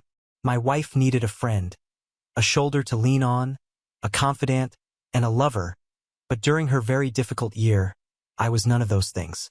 As her wife, I failed to give her the proper love and support she desperately needed and deserved. Not only was she burned out, but because I unintentionally put work before her, I wounded her deeply. Our intimacy was practically non-existent. Our conversations never went beyond surface-level subjects, and sometimes the only time we'd see one another was when one of us was already long asleep. Whenever I would ask her if she was okay, she always told me she was fine, which I doubted. But since I didn't want to push her, I stopped asking. That's where I made my mistake. Asking wasn't enough. I was foolish. We barely saw each other, did anything together, shared words of endearment, or basked in each other's presence. Intimacy just seemed so foreign between us. Like a fool, I thought, hey, I asked if she was okay and she said she was fine. My job here is done. I never once tried to give her the reassurance that I was someone she could depend on, that I was ready to sit and listen, that she could complain to me about the same thing over and over again and that I'd still listen with just as much attention. During a time of great stress, I was everything but helpful. The distance between us was growing pretty rapidly, and it's only after her insistence on becoming a housewife that this veil was lifted. Thanks to my initial post, I received a lot of helpful criticism both online and in real life. It took a lot of personal reflection. Initially, I thought applying what I was told would be a piece of cake, but seeing myself struggle to approach her made me realize how much we had truly grown apart. Little things like her hair, the bags under her eyes, or even her choice of clothes all changed. My wife has always been someone who enjoyed dressing up. Pastel colors are her favorite. Weird earrings she finds from God knows where. Shoes, makeup, sweets. Little things that made her suddenly stopped appearing. Again, I tried to argue that because she works in a hospital, her style of choice was most likely limited, but even when she was home, it was different. Guilt was eating me alive. My hands would tingle in pain just thinking about the burden she must be carrying all on her own. I decided to stop acting oblivious. Even if I had to do something I deemed as awkward or unnatural, I was going to push through because she deserves better. I began to initiate simple intimacy. If it meant simple hand-holding or working in the same room as her, I did it. I no longer asked if she was okay, but instead let her know that I would always be there for her whenever she needed me. She's my priority. Although it took some time, I was able to coax her into confiding in me again. We did revisit the housewife thing after a few months. She admitted that this feeling came from a deep sense of loneliness, stress, feeling burnt out, and the witness of a child's death. It was her first time witnessing a gradual, inevitable death and had grown quite attached to both the child and the mother who happened to be our age. This made the entire tragedy even more painful. However, my wife is still a doctor and things move quickly. She tried forgetting about it and moving on, but the realization of the weight she carries as a health professional kind of became burdening. She began questioning her years of study, her skill, her abilities. Things that she took great pride in turned into insecurities. Eventually, she came across some aesthetically pleasing life as a housewife content. The idea of never having to go through such stress and heartbreak seemed so freeing to her. No longer having to see children in poor conditions, focusing on herself, her home, her own personal life, and our relationship. To be completely honest, I didn't know how to comfort her. For one, I'm not a health professional. Whenever I curiously looked at her notes, my head would start spinning seeing words that seemed so foreign. Our careers differ so much from one another that I didn't know what would be appropriate to say. What can you possibly say to someone going through this type of heartbreak? With my limited knowledge, I told her that she shouldn't carry that burden and blame herself. People are quick to run to doctors whenever they get the slightest symptoms because they know that a doctor knows best. You naturally bring comfort, a sense of relief, and safety. To me, she is no different than a superhero. The joy she brought to that child stuck with her right until her final moments, and that's something she should be proud of. The child was able to live a little longer and experience so much more joy because of her kindness and expertise. We revisited this conversation a lot, and every time I listened, eventually, she gained a lot more confidence. She relied on her supervisor as well, who's been in the field way before either of us were even born. Seeing her get better day by day made me so incredibly happy. We're at such a great place in our relationship right now. I love hearing her voice, seeing her, being near her, and being there for her. I missed her so much. I don't know how we went so long without speaking properly. She's my best friend, my family. I want to say that I wish I had known what to do sooner, but this entire incident was necessary, I believe. It brought us so much closer. We're family, and speaking about heavy subjects shouldn't be odd between us. I learned a lot about my wife, myself, and our relationship. I'm very happy with how things are going. Although we're still busy, we always find some time for ourselves. We also recently adopted 2 cats. I know a lot of people suggested that perhaps my wife was getting baby fever, but I assure you our kittens definitely taught us that kids probably aren't meant for us. Not anytime soon, anyway. Thank you again for being so kind and honest with me. I'm excited to learn more and deepen our emotional connection, and I can only see a brighter future ahead. Edit to add. I've been reflecting on some of the advice given, and I completely agree that my wife needs a solid support system in place, whether that's through counseling or another form of mental health support. The environment she grew up in didn't exactly encourage talking about mental health. In fact, it was treated like something that would just pass on its own, like a common cold. Because of that, seeking professional help was never something she seriously considered before. Now that we've distanced ourselves from that environment, we're starting to see things more clearly. Mental health isn't something to be ashamed of, and we're both committed to making sure she gets the support she needs. We're definitely going to look into options like counseling and see what resources are available, even through her workplace if possible. It's something we're actively working on, and I'm hopeful that it will make a big difference for her well-being. Now on to the next story. Story 11. Right now I have a real reason to hate Valentine's Day. It was this morning, before leaving for work. I, 32, saw my wife's, 33, phone notification light flashing. So I checked. It was a message from a private number, so I read through all the messages. The messages were from the night before, and here are how some went. Hey, can't wait to see you tomorrow. My husband is going to work, so we have all morning long. Look, we need something like this for me tomorrow, baby. I want to be inside you already, especially inside your own house. I will do anything you want me to do for you in bed. I'm doing it for you. I don't even do it for my husband. We've been together for 12 years total, and we had plans to have kids already and have a family. I took pictures of the chat with my phone, since I think this is most likely ending in a divorce.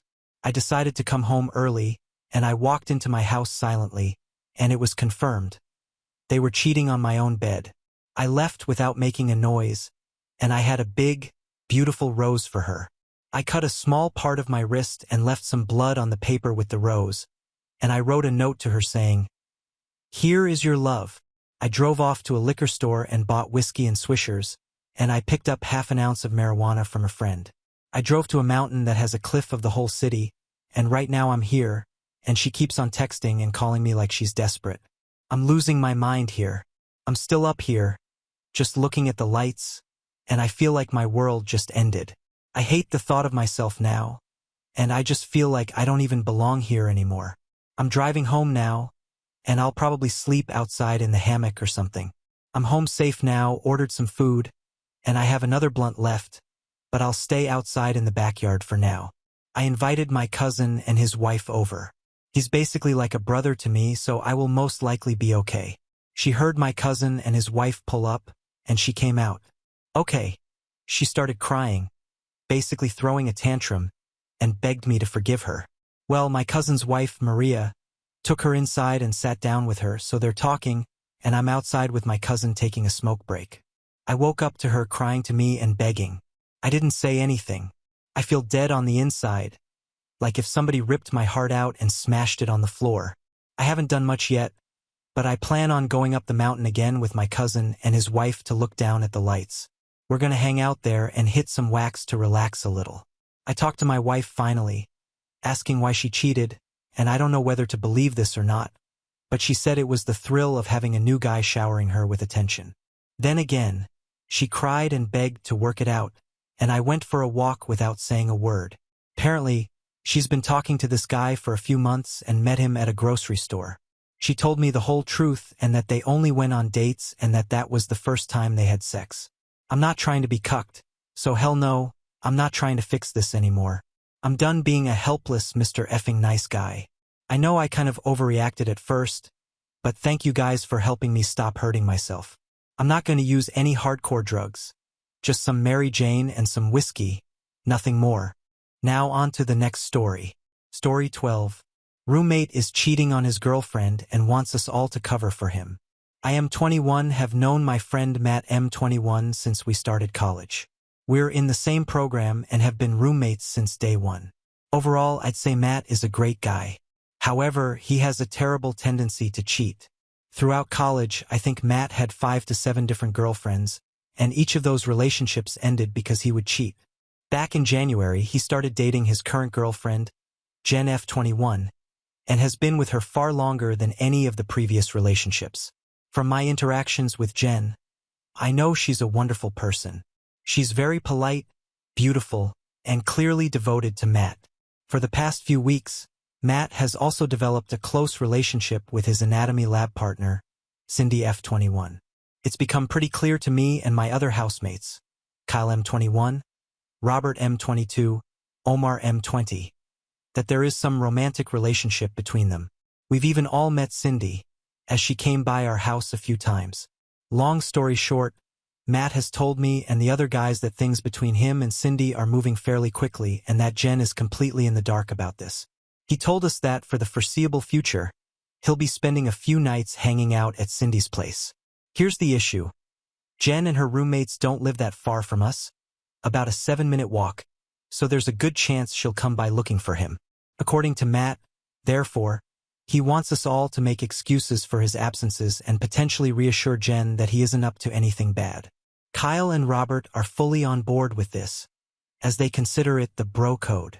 Omar is fully against this, and while he has not said he'll tell Jen, he has refused to lie for Matt and has been urging him to end things with Cindy. I would say I'm more neutral. I don't think what Matt's doing is appropriate, but I don't think it's my place to tell Matt how to manage his relationships. I told him that while I wouldn't seek Jen out and tell her what's going on, I wouldn't lie to her either about where he is and instead say, I don't know. We all argued about this for a while, and the general gist of things is that Kyle, Robert, and Matt all think I'm being a bit of an ass for not being more cooperative. Aside from this, I don't think there is really much I can do. Moving to somewhere else is both economically and logistically unfeasible, so I think trying to avoid stirring the pot is my best bet. Update 1, November 30th, 2023. I'll start this update by saying Jen found out last night. Like Matt predicted, she came over to our house Tuesday evening. I saw her pretty quickly since I was also coming back from buying some food. She asked me if I knew where Matt was, and I said I didn't know because I genuinely didn't know at the time. She mentioned how he wasn't responding to her texts and that she was worried about him, and I felt pretty bad hearing that. Kyle, who was inside, came out at this point and said that Matt was in his anatomy lab and then reassured her that he'd contact her once he was finished. She didn't seem entirely satisfied with that answer, but thanked us anyway and left. Once she was gone, Kyle told me that Matt was actually on a date with Cindy. Since Matt sometimes brings Cindy over, he'll text the house group chat before they come over to ensure that Jen isn't around. He did this on Tuesday night, and Kyle did alert him that Jen had stopped by looking for him, so he stayed over with Cindy on Tuesday night. Wednesday evening, only Omar and I are home. Kyle was with his own GF and Robert had an exam. Around 7 p.m. we got a text on the group chat from Matt saying he plans on bringing Cindy over around 8:30, and he asked if Jen came by. I told him that I hadn't seen her, and things went on as usual. I'll add that Omar has refused to respond to these specific text messages from Matt, so there was an expectation on me to clarify if Jen was here or not. A little after 8 p.m., Jen comes by with one of her friends, Carly F21. They asked us where Matt was since Jen hadn't been seeing him a lot lately. Before I could even say anything, Omar told them to come back after 8:30 and Matt should be home. They left, and I did argue with Omar about his decision to tell them to come back since it was inevitably going to cause drama, but he didn't care. I did text Matt and told him about Jen potentially returning, but since he was driving, he didn't read the message. At this stage, I gave up trying to contact Matt and went up to my room. A little after 8:30, Matt walked in with Cindy, and not that long afterward, Jen and Carly returned. Omar let them in. Long story short, there was a lot of Jen yelling and Matt lying and apologizing. I didn't bother coming down since I could hear it all from my room. After about 10 minutes of this, Jen and Carly left. Matt sent Cindy home after this and was pretty pissed at what happened. I reminded him that I sent text messages, which he now saw. And Omar played dumb, acting like he didn't see Matt's message about him asking if Jen was home, but confirmed to him that he told Jen to come back after the first time she came because he didn't think Matt was dumb enough to go out with Cindy 2 nights back to back. Robert and Kyle came home after this point, and I filled them in with what happened. There was definitely some tension in the house this morning, as Matt thinks this all could have been avoided had Omar been more helpful. He also partially blames Cindy for wanting to come over so often. Overall, Matt doesn't really seem to care that Jen found out and broke things off with him. He said that he'll try apologizing one more time, as he does prefer Jen to Cindy, and if she doesn't accept, he'll leave things as they are. As for Cindy, Matt has already told Kyle, Robert, and me this morning that he plans on ending things with her after the December exam season. He says that he wants to be single again by New Year, so he can have a fresh start. Kyle and Robert think this is pretty hilarious considering how much trouble he got into to be with her. Things have ended more smoothly than I thought, and I have made it abundantly clear to Matt to keep me out of his relationship woes. I have also asked Carly how Jen was holding up this morning, as we share a class together. As expected, Jen was very upset about the entire ordeal, and she and her friends consider everyone at our house, aside from Omar, to be complicit and awful. Update 2, December 1st, 2023. I've been receiving a lot of DMs from people wondering how things turned out after the big reveal. So here's a quick recap. 1. Jen did not accept Matt's apology. She has indicated that she in fact never wants to see him again. 2. Matt is still with Cindy, and he still plans on breaking up with her after exam season. According to him, Cindy is starting to feel pretty secure now that Matt is no longer with Jen, and has expressed her desire to form a serious relationship with him. While he does feel a bit guilty, he thinks it's best for both of them that he ends things with her before New Year's. 3. Despite feeling guilty, Matt has attempted to reactivate his Tinder account, but Kyle made him take it down. Kyle thinks it's too soon for Matt to do this since someone we know is bound to see him there, and according to Kyle, Matt needs to play up the angle that he's heartbroken about falling out with Jen. 4. Kyle has smoothed things over with his girlfriend by claiming he had no idea Matt was cheating. Robert backed him up on this and expressed that nobody aside from Matt knew. 5. While I did plan on telling Carly the truth about what was going on, considering how quickly Matt, Kyle, and Robert have been moving, I opted against this. Instead, I've told Carly that I also did not know about Matt's cheating. Yes, it's a lie, but since I was against Matt cheating, I don't think it's fair for me to go down with the ship considering that both Kyle and Robert are getting off relatively scot-free. Apparently, I was convincing enough, as Carly told me that while she herself doesn't think I'm so bad, Jen will need time to process what went down, so it's best to give her space. Again, I get it isn't the most appropriate measure, but I really don't think I deserve to be in the splash zone. 6. Omar has expressed his strong disappointment in all of us, but at this stage, his voice has become ambient noise, according to Kyle.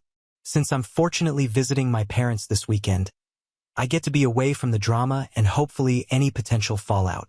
Also, since it's relatively early, we'll have to wait and see if anything else happens. But I hope and pray the worst is over. Now on to the next story. Story 13. Wife wanted to send our gay son to conversion camp.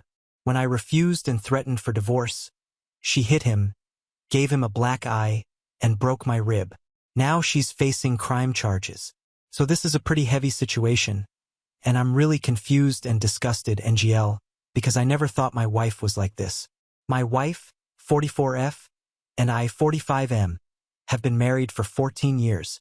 We have 2 kids, a 16-year-old son, let's call him Noah, and a 12-year-old daughter. We've had our fair share of disagreements over the years, of course, but things have generally been smooth between us.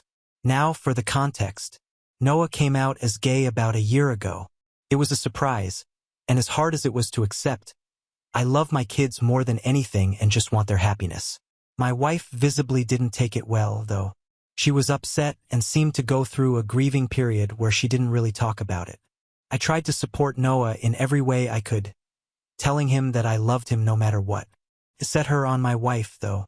I could tell she wasn't on the same page. She would say things like, "This is just a phase," or "He needs help," but I brushed it off as her needing time. Fast forward to last week, and we were having a conversation about Noah's future. Out of nowhere, my wife casually mentions that she's been looking into conversion therapy camps and thinks it might be the right solution. She said that Noah isn't truly gay, that he just hasn't been shown the right path and that this could fix him. My blood ran cold, of course. I was in shock. I immediately told her I didn't agree and that this was not something I could support. Duh. She got upset and said I was enabling Noah's confusion and that if I really cared about him, I would help him get better. WTF is wrong with her? She was persistent, and no matter how much I tried to explain that conversion therapy is harmful, like I know those kids get abused, are PD, and often end up either traumatized or killing themselves, and that I would never send our son to something like that, she wouldn't back down. If I'm being 100% honest, I don't even think I love her anymore. The fact she could be so heartless disgusts me. I know being gay is not easy, and people like her just make it even harder. I'm considering staying only for our daughter's sake, but would it be okay if it means hurting my son? Feels like a betrayal to Noah. I just don't think I can keep living with someone who thinks this is okay. Comments where OP has replied. Comment 1. OP needs to get a divorce soon as possible. His wife is setting their son up for child abuse. OP. I mean, yeah, of course I really want to divorce her. We don't even talk anymore, LOL, but I know how damn close my daughter is to her mother. But I know at the moment I need to focus on Noah, and hopefully my daughter will be wise enough to understand. Comment 2, NTA. Please do not send your son to conversion therapy because of your wife's heartlessness. OP, you don't have to worry about this. I will not do this. I love my son just the way he is. I don't even know how to tell him his mom wants to do that. The kids notice the tension between us, but I haven't said anything yet. Comment 3. Staying for your daughter's sake? WTF. What about your son? NTA. Divorce her and get full custody immediately of both kids. Tell the judge you fear crazy pants will turn your daughter against your son and raise her to be a bigot like her. Also, if you get any of her nonsense in writing, get it in text, save it. Don't tell her you're going to use it in court. Conversion camp should be illegal. It's so disgusting. OP, you're absolutely right. I'll start looking for a good lawyer and cut her out of our life as soon as possible. Update 1. November 9th, 2024. So, first of all, I'd like to thank everyone here for all the help and advice I've gotten under my post and in DMs. Sorry if I couldn't answer to everyone, there was just too many people, LOL. So I posted something about my wife wanting to send my son to a conversion camp 2 days ago. First of all, some people told me to show her videos and documentaries about what happens there. But this argument has been ongoing for more than a week now. I've showed her things and she won't budge.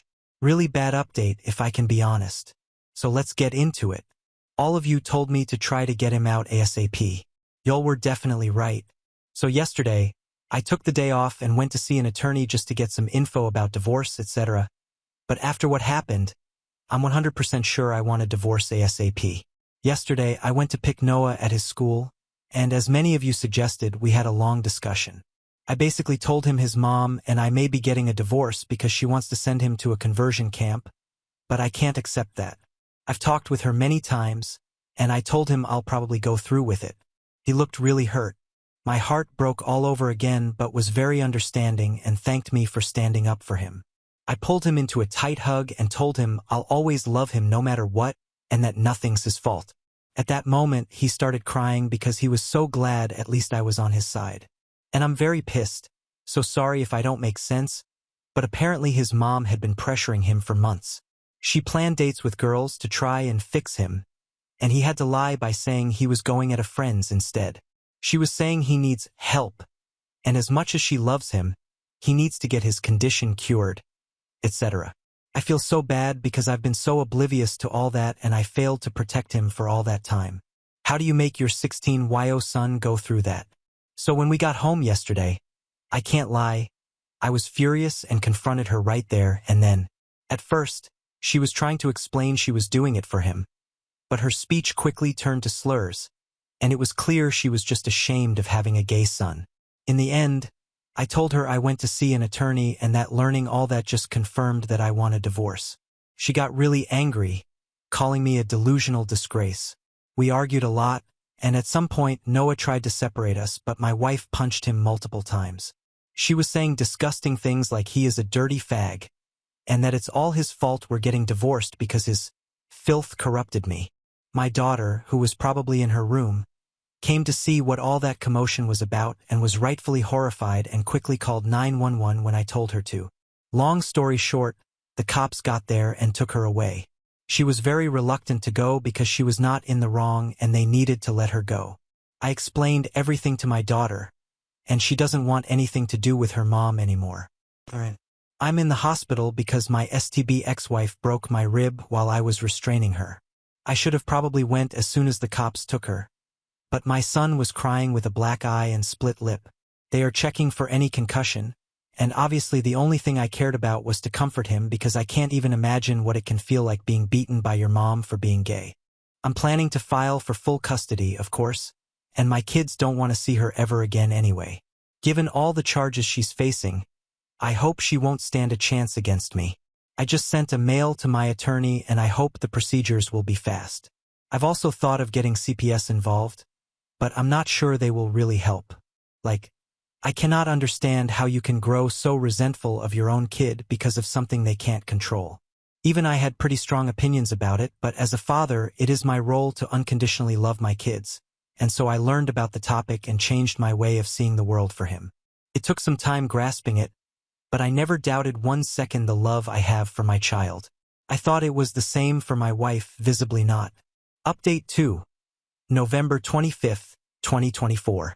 So, a little over 2 weeks ago, I posted about my STB ex-wife putting both my son and me in the hospital because he is gay. First of all, I'd like to thank everyone for the support and advice we've received. The kind words were overwhelming. To all the trolls saying this is fake, God knows I wish it was. Maybe I didn't make much sense because I was extremely shaken, so I apologize if that's the case. Now for the update. It's been difficult ever since, but don't worry. This is not a bad update. First of all, I was able to get an emergency custody order. I'm very, very relieved because many of you warned me about how people can have their kids forcefully taken by those conversion camps, and I'm relieved that she can't do that anymore. I'm still overly anxious and only leave my son alone when he's at school. I've instructed all the teachers to make sure no one but me approaches him. Thank God my boss has been understanding on the matter. I've been granted the exclusive use of our house as well, so I've changed the locks and installed security cameras.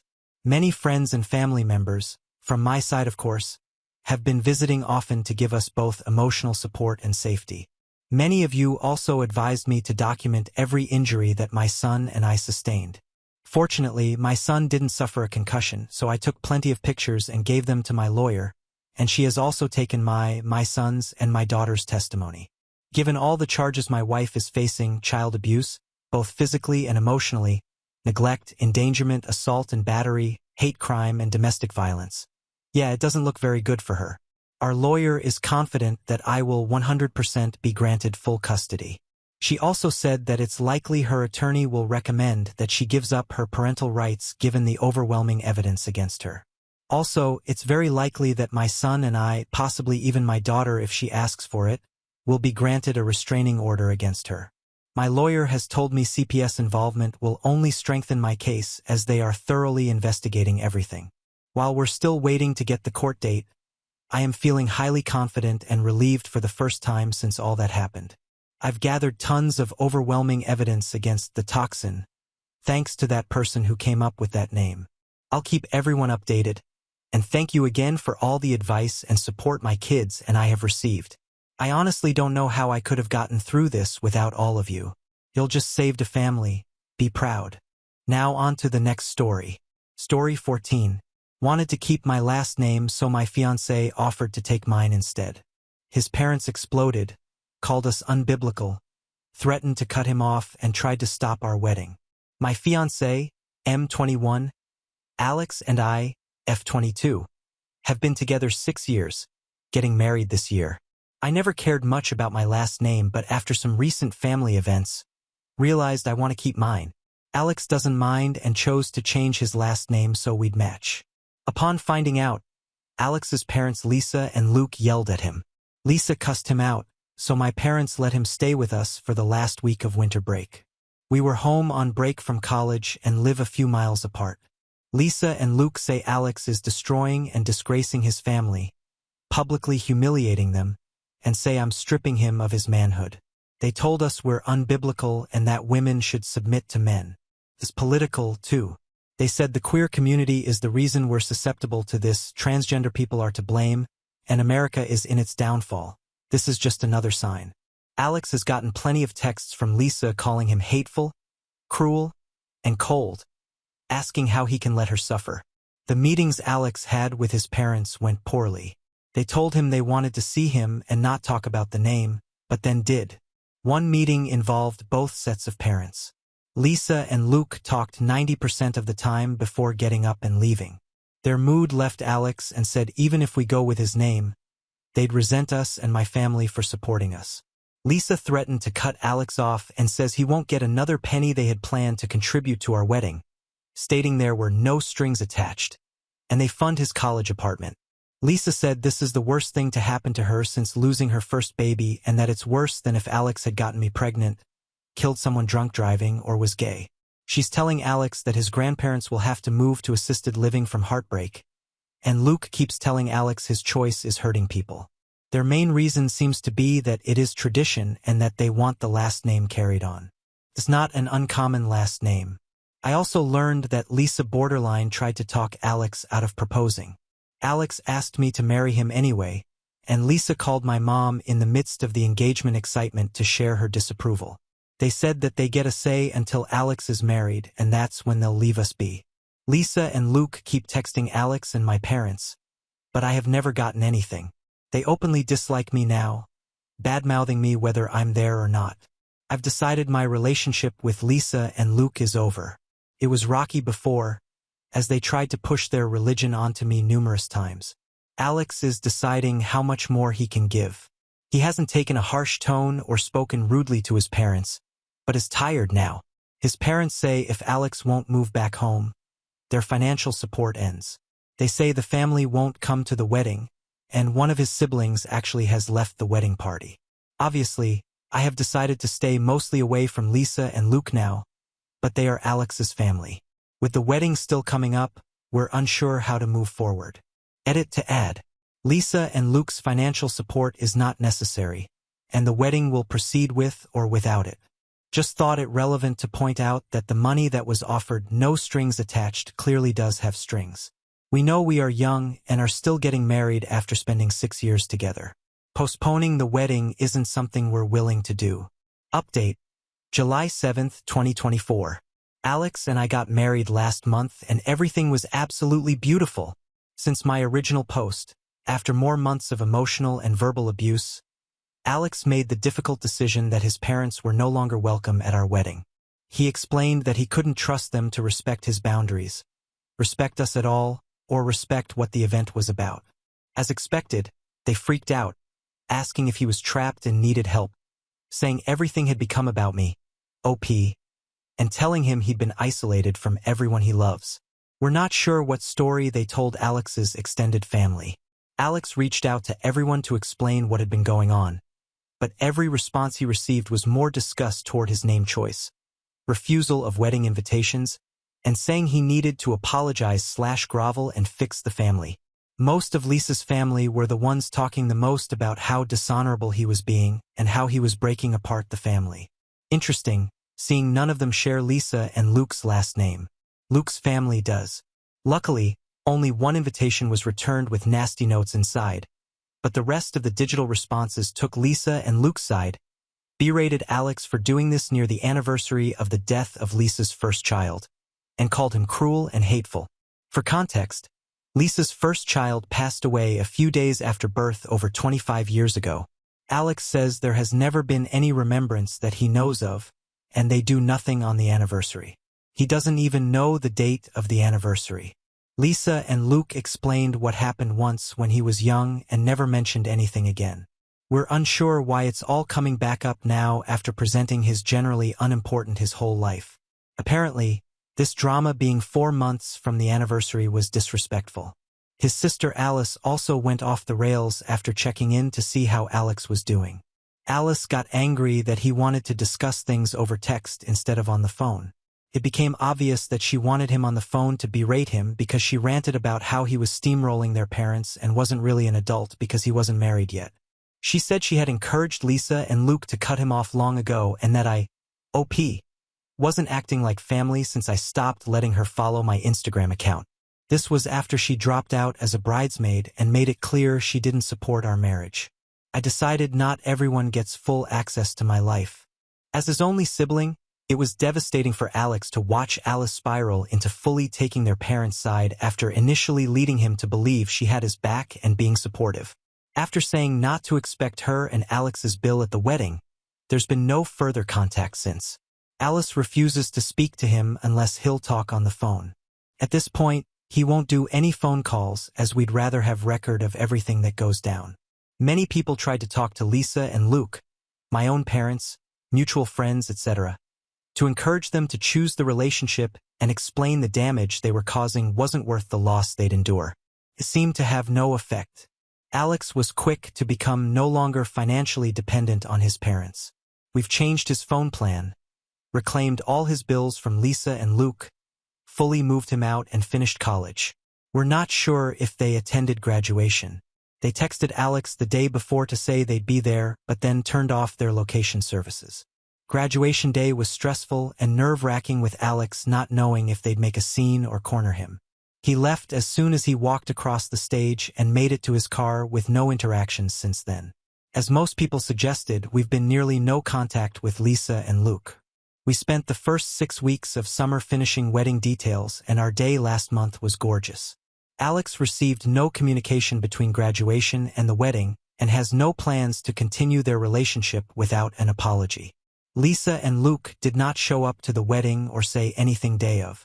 The only recent change is Lisa unfollowing and unfriending both of us and my family on all social media. For me, my in-law relationships are basically over. Apology or not, learning they never supported our engagement, ignoring my existence, and hating me because of my political and religious beliefs is enough for me not to keep contact. Thank you for your kind help and good wishes. Our day was truly perfect and straight out of a fairy tale, and we're looking forward to the next chapter of our lives, with hopefully less drama. We have reached the end. If you enjoyed this video, please be sure to like and subscribe to the channel for more videos like this, and give us your thoughts about the stories in the comments section. Thank you and see you in the next video.